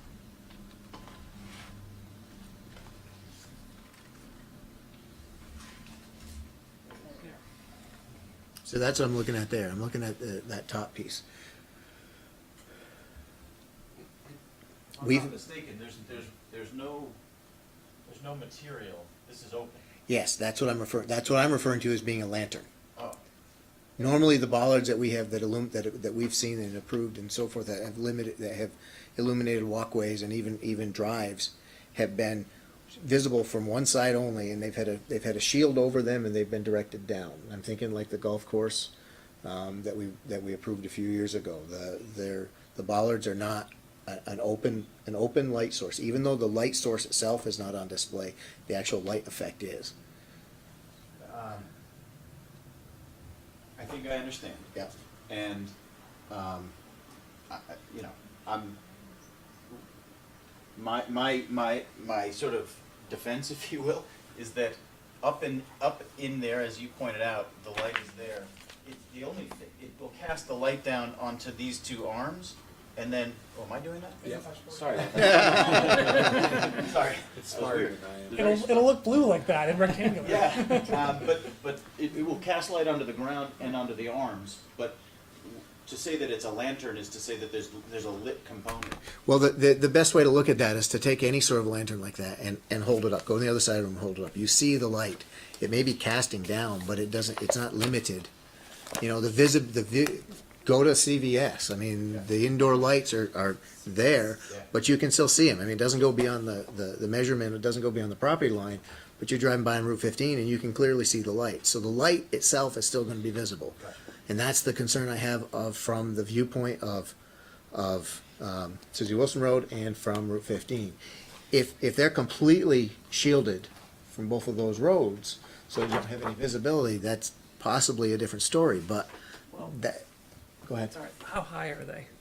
Do you know? 42 inches. 32 inches? 42. 42 inches. So, even when you're sitting in the car, you're not gonna. Again, I'm more looking at this from seeing it from the roads and so forth, and that's where I'm looking at. I'm less concerned about the light, you know, for the person driving by in the parking lot than I am about the person driving by, you know, on the street. And that's where we'll look at the plantings all the way around. And I Okay. Can we go back to the site plan? Yes. Which sheet? S1. The main Yeah, site plan? I think that. So the lighting fixtures are shown on the site plan. So you can see that there's a bollard here. Yep. And if you can move that up a little bit, Darren, just to look at where that is in relation to traffic. There's one here at the crosswalk and one here. And then you've got quite a bit of distance between here and actually Susie Wilson Road. So that's the sidewalk. Edge of pavement. And this is the edge of pavement down here. So that's, you know, as far as cars, you know, having interference from the bollards, they're quite a distance away. I think that is the closest one is at the crosswalk.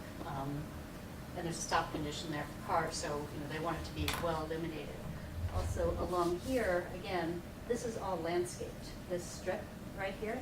So in the vegetation that's proposed is about the same height as the bollard. So it's not like it's going to be just a clear shot out, you know, to Route 15. There's going to be landscaping through here, and there's going to be additional landscaping all here. So again, not looking at it in a vacuum, there's quite a lot going on there. Yep. And the Lowe's sign is still there as well. Yeah, and the Lowe's sign is here. So I don't think as far as interference with vehicles or cars, that's going to really be much of a concern because it is quite a distance away. Well, I will disagree with the one that's by the stop condition, because that's an elevated platform compared to the road. So that will be visible from the road, and it will be a bright light from the road. Even if the light spill on the ground is not there, it will be visible from Susie Wilson Road and traffic going along there. So again, to me, that's the point where we have a visible light. And I understand that the LED generator, whatever the LED electronics is up, and you can't see that, but you don't have a shielded light, so you don't have light being directed just down. Could we, I mean, I don't know how this would work administratively, but if it was something that you could get comfortable here where it's enclosed and landscaped, but this was a problem, could we come back with another option for that raised. I would love to see all of the light be 7 or less. Period. I mean, Yeah. just No, no. period. So then there's no question, there's no Can we challenge. condition it to that effect, and we can perhaps work with staff to demonstrate that it is less than 7? I think that is generally something that we can work to staff if the commissioners are in agreement with that. It's hard to, and I'm speaking from my personal opinion right now, it's very challenging to give an allowance on light here and not an allowance on light at a bank where we have walkways and there is, significant pedestrian traffic all the time also. And given that this is Vermont, you're gonna need lights about, in a couple of weeks, you're gonna need them for basically all day. So I'd rather not set a precedent where we allow lights to creep up on a site plan, and I'm not really, I don't 100% support the concept that you can't find a bollard that works. Because we've had a lot of applications come through, we've had a lot of bollards that do work. So, I think we can, I would be willing to support a condition that allows staff to make that judgment, but I would like it to be, from my own point of view, I'd like it to be, 7 or under, and not have to negotiate whether or not there's a bush in front of it or not. We would agree with that, and I understand. Because that, I think, eliminates you guys having to be quite so concerned about, is that bush thick enough, or whatever. Understand.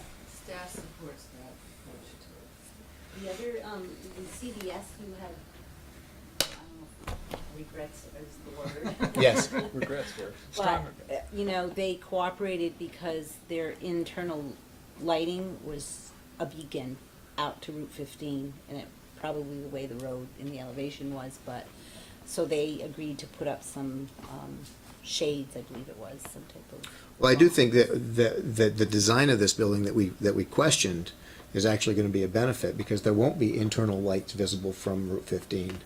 on this. And So- Susie Wilson, I don't know. Right, so I mean, I think there's actually is a benefit from this layout, so, Very good. as we're trying to work through this. So, this is where we back and forth on this. So lighting, I think we found, it seems like we've got some agreement on. Traffic. Do we have anything that we need to worry about with traffic? As long as you agree with Public Works assessment, I think staff is completely comfortable with the conditions of the staff report regarding traffic. Okay? Does commissioners have any challenges or anything they want to discuss on this? I found the attachment that I was looking for about the service staying the same, so I am now convinced and content. Okay. We have to open a public hearing. I think we bounced this around I pretty move we well. open the public hearing. Second. Moved by Shu, seconded by Josh. All those in favor? Aye. Opposed? Motion carries 5-0. Public hearing is open. I knew you were waiting for this. I knew you wouldn't get out of here. Please. In terms of the appearance of the building, I agree with Ned as far as it being rather factory looking, and not his words, but a big blank wall. And certainly there are things that you can do architecturally to make that side of the building more interesting.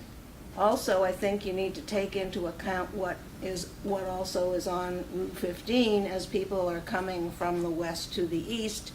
They're passing 40th and Allen with all of the historic brick buildings, and then you have the brick bank right there. And given the displeasure of many people, many residents in Essex about some of what's gone on in the past 10 or 15 years, I think tying it in architecturally between 40th and Allen and the bank, which is in very close proximity to it, would make people happy. So using brick and maybe enhancing the Route 15 side of the rather blank wall by, especially if you're doing brick, it's relatively easy to do brick pilasters on that, just to give it some interest, and relying completely on landscaping to solve the problem, I think is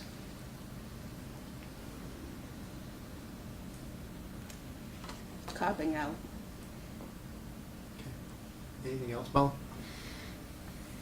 I just, I mean, people prefer more traditional kinds of buildings, and I think that, you know, this is not one, not that, but to tie it in with what else is attractive about that Route 15 corridor, especially down along the 40th and Allen. And then also having it bear some relationship to the existing building that's there that is also one that people find pleasing, would make a great deal of sense. Thank you. Anyone else have any comments or questions? Staff? Sharon, you got something I can, we're winding up. I was just curious, as we haven't talked about the commercial building at all, and what, so that was my question. What might you ask us Well, about? the same ones, what's the lighting proposed there? What is that going to look like? It's kind of tucked in between the two, so it clearly is not. I'm thinking that I mean, this is one application. So when I'm talking lighting, I wouldn't be talking about it with specifically just regards to this. I would be looking to have a limit of, you know, observing the 7 foot candles across for the whole application. Right. But to be clear, this is an application for both buildings. So you're saying So, In response to Sharon's question about whether or not we address the commercial building, my comment about the lighting would be across the whole thing, period. Just nothing more than 7. Yeah, there's an 8.7 on the commercial building. So I think if we just blanket say 7 is the upper limit, and applicant needs to come back to, you know, approval of staff. If you can't come back with something that hits 7, then you gotta come back to us for, you know, additional review. I mean, I'm, as far as lighting, that really would be, I think, an easy target. Consistent target, put it that way. Thoughts? Ned? Tom? Josh? Well, one question on the commercial building, it's oriented towards Susie Wilson. And earlier you were saying you didn't want it oriented toward the road, you wanted it oriented toward the parking lot. So I'm curious why that is. I would tell you that this building doesn't really have a back. It's exposed everywhere, and so, want to pull up the elevation, it might be easier. In a commercial building, it could be glassed all the way around, correct? I mean, it could have open.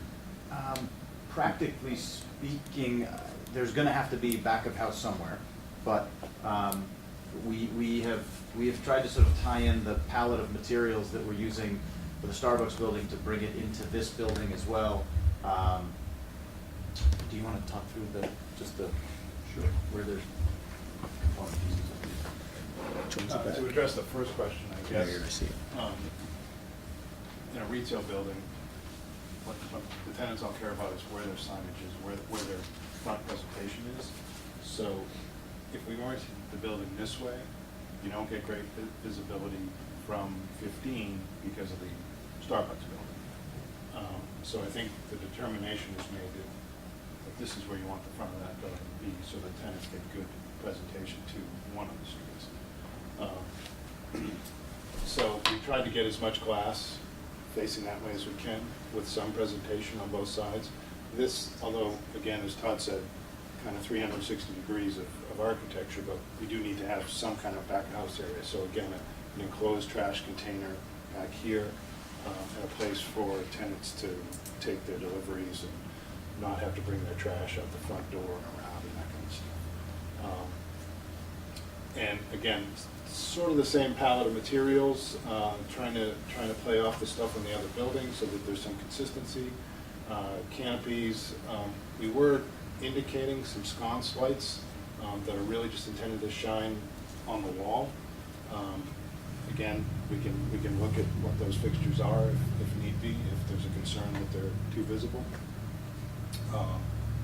But again, trying to create identities, individual identities for each of the right now that it's envisioned that there could be up to 3 tenants in that building, so trying to create architecture that allows for some identity for each of the tenants. allows for a place for their signs.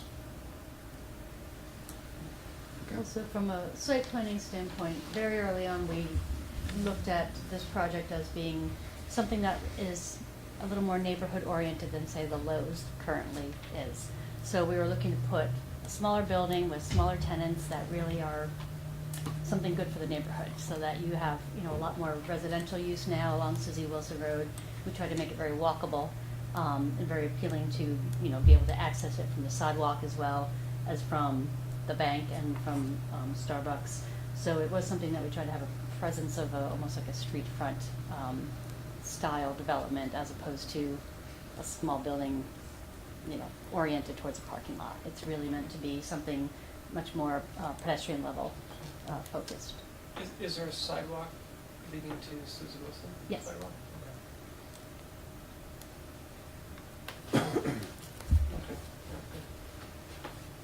Yeah, there are there's 2 sidewalks proposed, one directly to Starbucks and one directly to the retail building. Including, and there's also these. That's an existing one.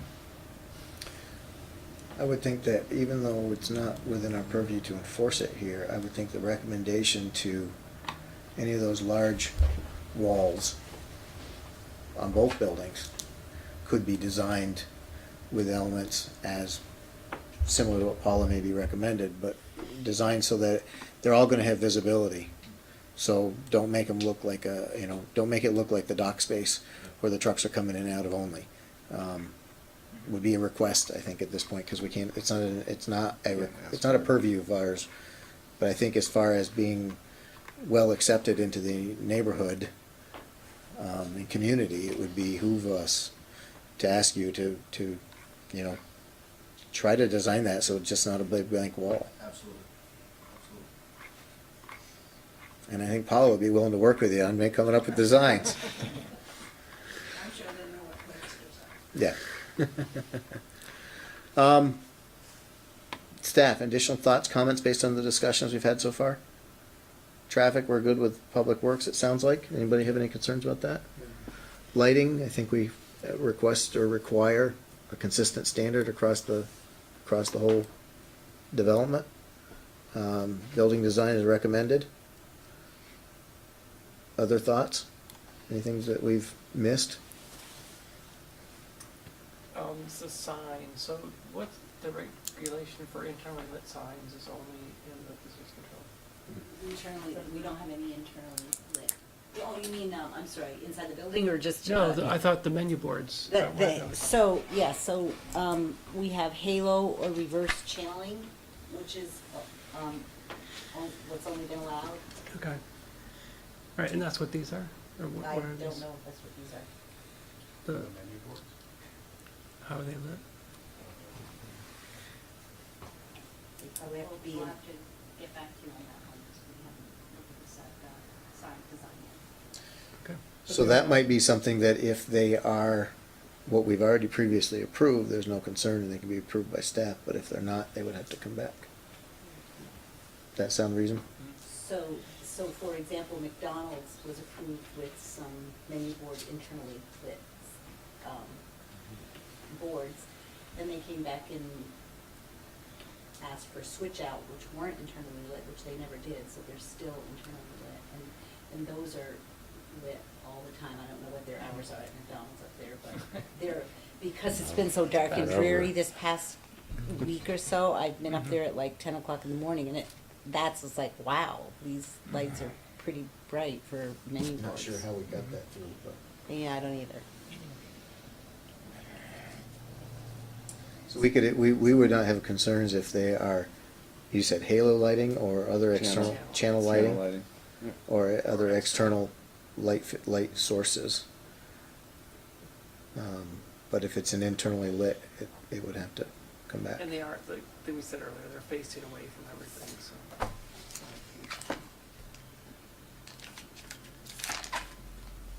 Or we could just leave it completely within the staff's purview and let staff decide if it needs to come back to us or not. I don't like the precedent, to set a precedent for allowing it. Okay. So simply put, is if the menu board, if there's any internal lighting proposed, it needs to come back to the planning commission. Thoughts, staff, perspective? So I can tell you right now that, we've already have a precedent going with McDonald's. Yeah, I know. And and I'm actively working with them because they wanna change out some lighting again. And they want the same thing. They don't wanna make any change to their lighting. They just wanna change the menu board. So this isn't McDonald's. No, I know, but if we're talking precedent and, Yeah. and if it's hidden. And I'll just say, if it does come back and they want internally lit, I'm probably okay with it, but we'll just write a very strict exception why we're okay with So it. if they want that, So- they need to bring it back. And correct me if I'm wrong, Sharon, but I'm pretty sure that internally lit is not allowed within the sign regulations that we have. So I don't know if maybe McDonald's got approved before those were written. I'm not sure, 'cause I haven't been here, but when they come in for a sign permit, they have to follow the regulations in section 3. So I don't want to talk too much about McDonald's tonight, to be honest with you. And I'm being serious on that. And I know we're talking precedent and so forth, but McDonald's is not before us. So I'd like to keep it to this application. Yeah, And and I'm totally comfortable having them come back if they want something like that. I mean, they can be creative with their sandwich board signs too, so if they want to change the precedent. the only lighting that's not, the only signage that we would be concerned with is if it's internally lit. Is that a valid statement? For me, yeah. Mm-hmm. So that would be one of our conditions, that if the signage is internally lit, it needs to come back for planning commission review. John? Yep.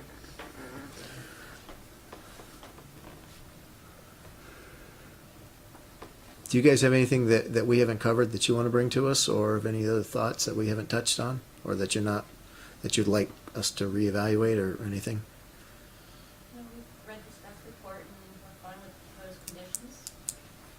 Okay. Anybody from the audience, one last round? Then I would ask a motion to close the public hearing. So moved. Second. Moved by Shu, seconded by Josh. All those in favor? Aye. Opposed? Motion carries 5-0. Public hearing is closed.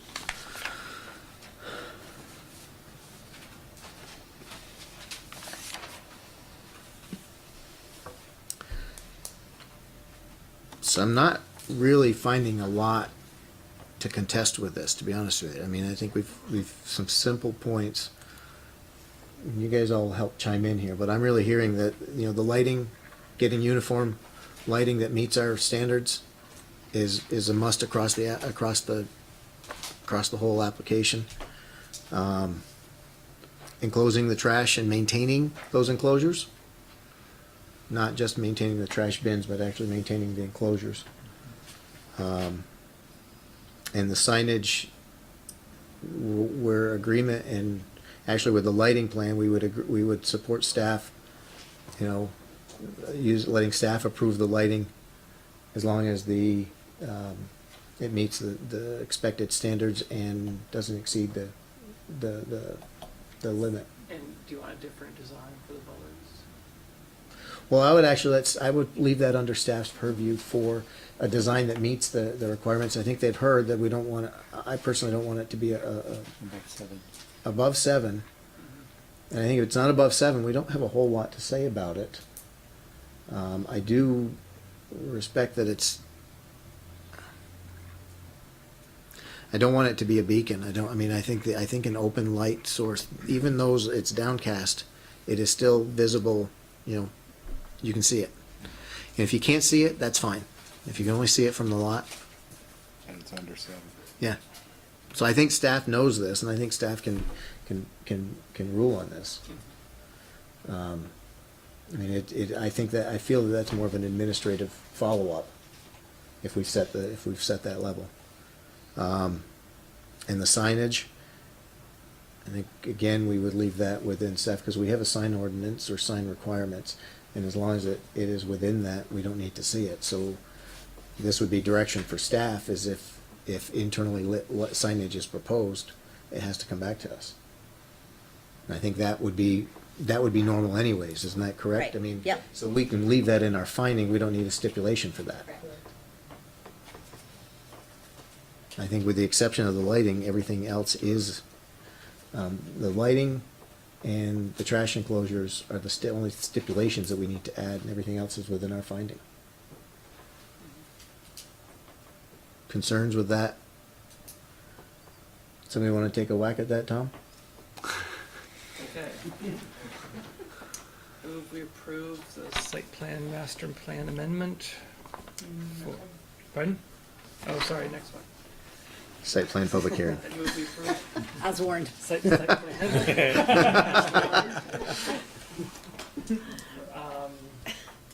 For the property of Susie Wilson, with the condition that they work with staff to get a new lighting plan approved.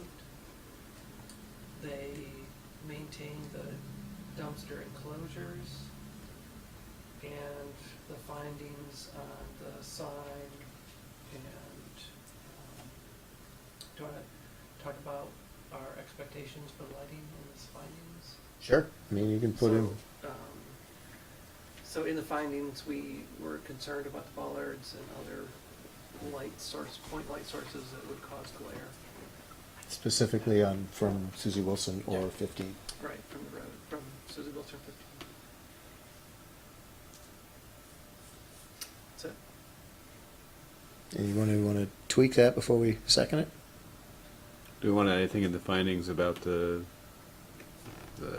sort of the facade that's facing 15? It's really out of our purview, so I don't know if we want to say anything there or not. Yeah, I think that's a good idea. So we're concerned about the design of the Starbucks building facing Route 15, and would like to see more interest and attractiveness. So, I don't know what else we can say. Could have a condition of after it's in and with landscaping, if it's not adequate. I don't know if that's something you want to entertain. I mean, Can how we? much more landscaping can you put? Right. Covered it pretty good. We did. No, that's going at it backwards. Yeah. Well, I know, but. Yeah, that's saying build something awful and then try to Well, hide no, it. but- Let's rather try to build something nice first. Right, So we've- and they got that yeah. message. So I think we add in this, the building design. Yeah. I would actually call out both buildings, because the commercial building has a larger front that is fronting more on the Lowe's side that you talked about. I think it was I forgot one of the elevations, is more open. It was more for the delivery aspect, to support the delivery aspect. With the other sides, maybe it was the Starbucks side. Susie Wilson's side. No, Susie Wilson's side is more signage. So I was. Yeah, so I just think in the other side, it's the one up from the second one up from the bottom. You're looking at, this is, this face is Lowe's, this face is Okay, so that- Wilson, and then that face is 15. So the westerly direction then. This one. Yeah. So just this thing, I would ask that we have sensitivity to the building design for those sides that are on both buildings that are, larger scale, and what was the phrase you used? Used a backside of a building? Back of house. So for the back of house portions of the buildings be constructed with sensitivity to other areas. And Architectural interests, I like those words. and the side facing Route 15. Yep. And that's in the findings. Yeah. And Because we can't make a stipulation about No, that. just want to make sure we're Yeah. not trying to insert something in there. So I think, Sharon, if you guys want to craft that a little bit, it's basically, would you agree, Tom, we're looking for sensitivity to those backside of buildings that are visible either from Route 15 or from the westerly disposal. I'll I second know- Tom's motion. So Ned, you want, okay, we have a motion by Tom, seconded by Shu. Ned, you've got additional discussion. I'm still sort of troubled, to the fact that we're building a glass and an ephes building on that corner. That's all, given the whole stretch of, brick and, sort of the New England touch, we're building. But correct me if, I think I'm looking to staff on this one, we don't have purview for that I know, design. I know, right? that's So- why I'm frustrated. Yeah, so, but I mean, we've called it out. You move away from me when I start to talk. Is it fair to say that you folks have heard that there's a big concern, and again, we want community acceptance, we want, so, I think She won't sit with me. Sitting next to me is no better usually, so. We have a motion, we've tweaked it, Sharon, we're looking for you guys to sort of wordsmith that a little bit before the final presentation. Anything else? I'd be really interested to see how you guys do with the snow in that one little spot. Snow storage zone. So do you wanna, I You know think what, Chuck it off. is Public Works okay with that proposal for snow storage? Public Works didn't comment on the capacity for snow storage. but Darren, you said there's a lot of space behind that. Correct. Goes off the It's property. like a big field there. It's not Yeah. just that little spot. Yeah. But they do have to carry it around, so. No, I don't need to add anything to Okay, that. so let's, if you're, Just a comment. okay. I will call the vote. All those in favor of the motion as randomly presented? All those in favor of the motion? Aye. Opposed? Motion carries 5-0. Thank you. Thank you.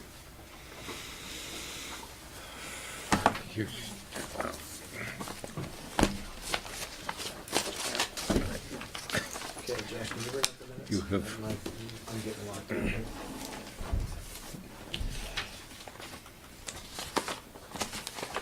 Okay, wait a minute. What? Everybody leaves?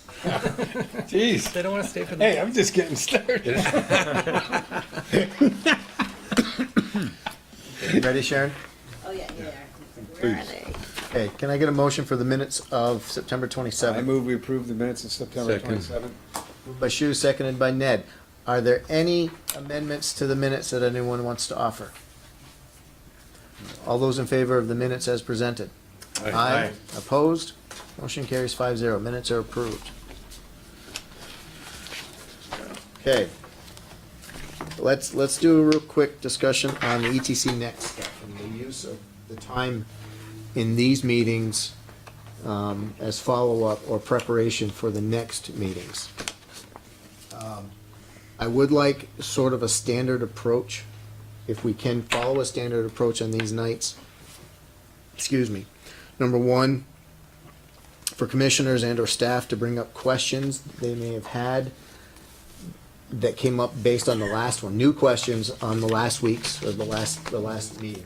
Sometimes you think about something after you walk away. This is a time to bring those up. Staff can get them to the consultants, or we can knock it back and forth here.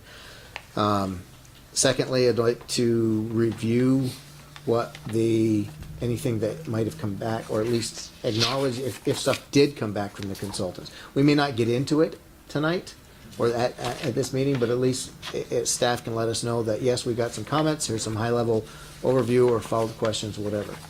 Continued homework maybe for the following Right. So on the other piece, I think I had 4 items, but I don't remember what they all were. The next one is just prepare for the next meeting. It's just a reminder.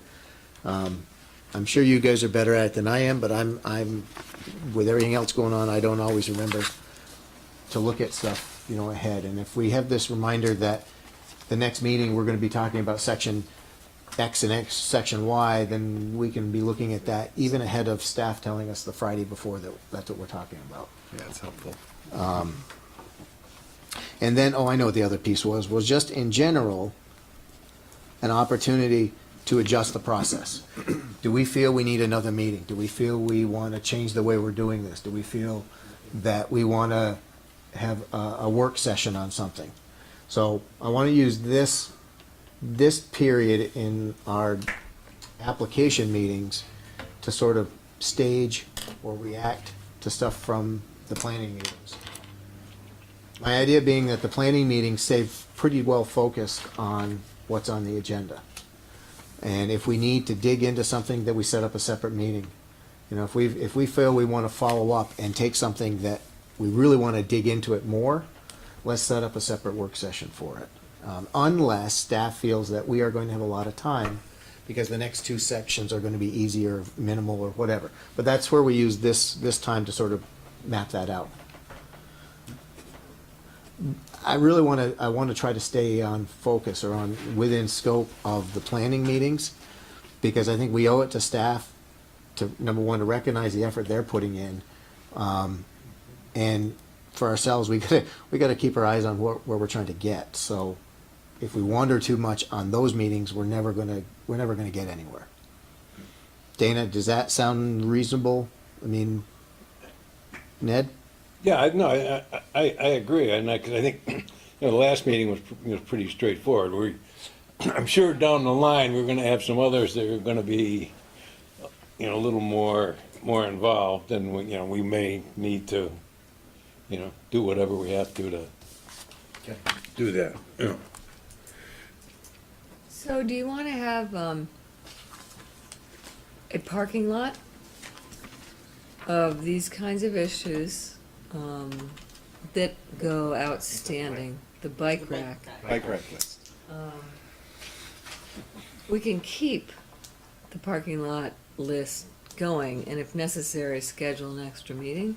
I think that's kind of what we get this going, and if there's something that we really feel we need to get into, and we don't want to wait, if we've got the bandwidth, and I know staff is busy a lot, but I think it's also us. Do we have the bandwidth to dig into something? Maybe we don't this month. Maybe we do next month, and let's set. Okay, our bike rack is getting big, so let's set up a work session to knock off a few of those bullet items, and we do a separate work session for it. I think that's where we use this time to sort of set that map. Yeah. Does that sound reasonable? I mean, When else are we gonna do it? I hate to say it, but I don't want to use our planning meetings. I don't want to get out of scope on that, because we won't. And we do have a plan. I mean, I think whether it's aggressive or not aggressive, we have a plan for those planning meetings, and we're going to be effective. We're going to be more effective if we stick to it, and use this for follow-up. And we may find that some of these questions are answered during the other sessions. So I have on your number 1, bring up questions that might have popped in your head. And I didn't mention it at the meeting, but I still have some reservations about the names of some of the districts, such as open space because we already have a conservation zoning district, and we already have a open space, so, when people fling these terms around, are they thinking West Sleepy Hollow Road, oh, it's a conservation zone, you can't build a house there, type of thing, so I just wanted to float that, and we can talk about it, I think naming convention is our bike rack. right. I don't have an issue with that. I'm not too worried about the name yet until it goes to print. Yeah, come up with a proposal and We couldn't even come up with, Well, honestly, what do this- we call that ugly strategy? This also gives, if you guys find that you've got time, this gives you something to work on and add to and just work on independent of the straight structure, or the published schedule. And we can bring it up. I mean, if we get to the planning meetings, if we've got time, if it takes us, an hour to go through the stuff, let's pull out the bike rack. Is there anything you can look at? Well, I didn't want to put it on a rack if you guys were comfortable with what it is. Yeah, the bike rack should probably be set up a little differently. There's a lot of questions here. We should just keep line items, questions, when it was raised, and another line to when we've closed it. I almost did that. Okay, I just didn't wanna get instead too of complicated. just having open, gotta have something that keeps track of, so that we know, we don't wanna get to the end and say, oh, damn, we never answered this No, thing. that's, I think Yeah. anything that, So we want to be able to close these things somehow, and it may take 2 meetings, it may take 3, or, we may just all of a sudden agree, geez, delete it. that was meaningful then, but it's not now, and we That's can- that's we a can format close and a it. structure, and that's something we can easily layer in, and Aaron can do something with that. Josh, you had a, In the interest of closing something out, actually, the question, should it include Gateway at Sandhill, Jericho intersection? I know I was one of the advocates for that with respect to the historic district. And I realize that the concept of the Gateway doesn't require the historic district boundary to be brought there, so that can be dropped, unless anyone else is still on that. But I could see it, the Gateway, the signage, everything, whereas the historic district boundary can still be back to where it is on the map at Alderbrook. I'm fine with keeping it there. You're saying scratch off the. Yeah, the, right. With the- regards to the historic district. Yeah, So the historic district would stay where the consultants had proposed. we it. at Alderbrook meeting. Where it always has Well, been. Without Right, exception. I had brought up the issue of what if we extend it to Sandhill, but I really wanted the concept of the entry point and gateway to be at that intersection, but that doesn't mean the zoning needs to be So extended. you're saying just the Sandhill Road, what about the Jericho Road where we were talking about the school as well? Well, that's Browns Hill. Browns River, sorry, that's a different. So that's, I mean, the question about expansion of the historic district is still valid, Right, I'm just saying that particular, but that bullet can be struck. that particular bullet, Okay. I didn't, So we've narrowed the scope of that discussion. yeah, I'm just. Thank you. I do what I can. While we're talking about that, I will also point out that we've shared that link to the online interactive map where you can actually look at some of that information. It's not fully functional yet, but we'll get it there. It does have information on where the historic properties are, where the state Right. designated historic district is, so we can look at that at some point when we come back to address this. I played with it. I didn't see the historic properties. They're scrolled way down. Well, so you have to scroll all the way down on the layer list, and then you have to zoom into the Essex Center area to see them, and they're in brown, so they're hard to see. But I can work with you to All right, find them. well, I'll try again. So it'd be nice also, just, I think, as we go through this, is to keep the consultants apprised of our bike list, bike rack. We're not necessarily asking them to do anything with it yet, but I mean, they should be aware if especially if we make changes, because they may suggest something goes on there, or they may look at that and say, hey, it's covered in here. Or you Dana's in guys, constant contact with them. yeah. Well, what I would recommend is that Darren does some kind of spreadsheet that addresses Ned's. Yeah, you guys deal with that internally. I mean, that's, We'll share that You- with the consultant. right, and make it pretty, make it functional, just do it. We'll throw it on Google Docs too, so you can all see it. And I think it's gonna be a living document, so it's gonna change, and it's gonna be something that we can use, go to if we have time, and Just not, did change. absolutely. Yeah.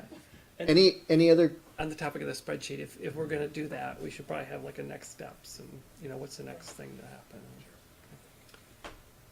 this, hopefully, I mean, from my point of view, we're not trying to layer a lot of extra work. We're trying to keep the scope of the planning meetings focused and not lose sight of those other items that we want to dig into more or differently. Anything else on that? Okay.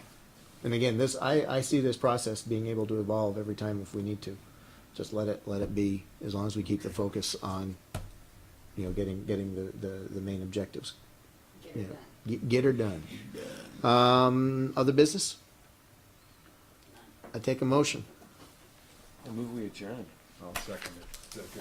All those in favor? Aye. We are adjourned. 8:46 PM. Yeah, that tool is awesome.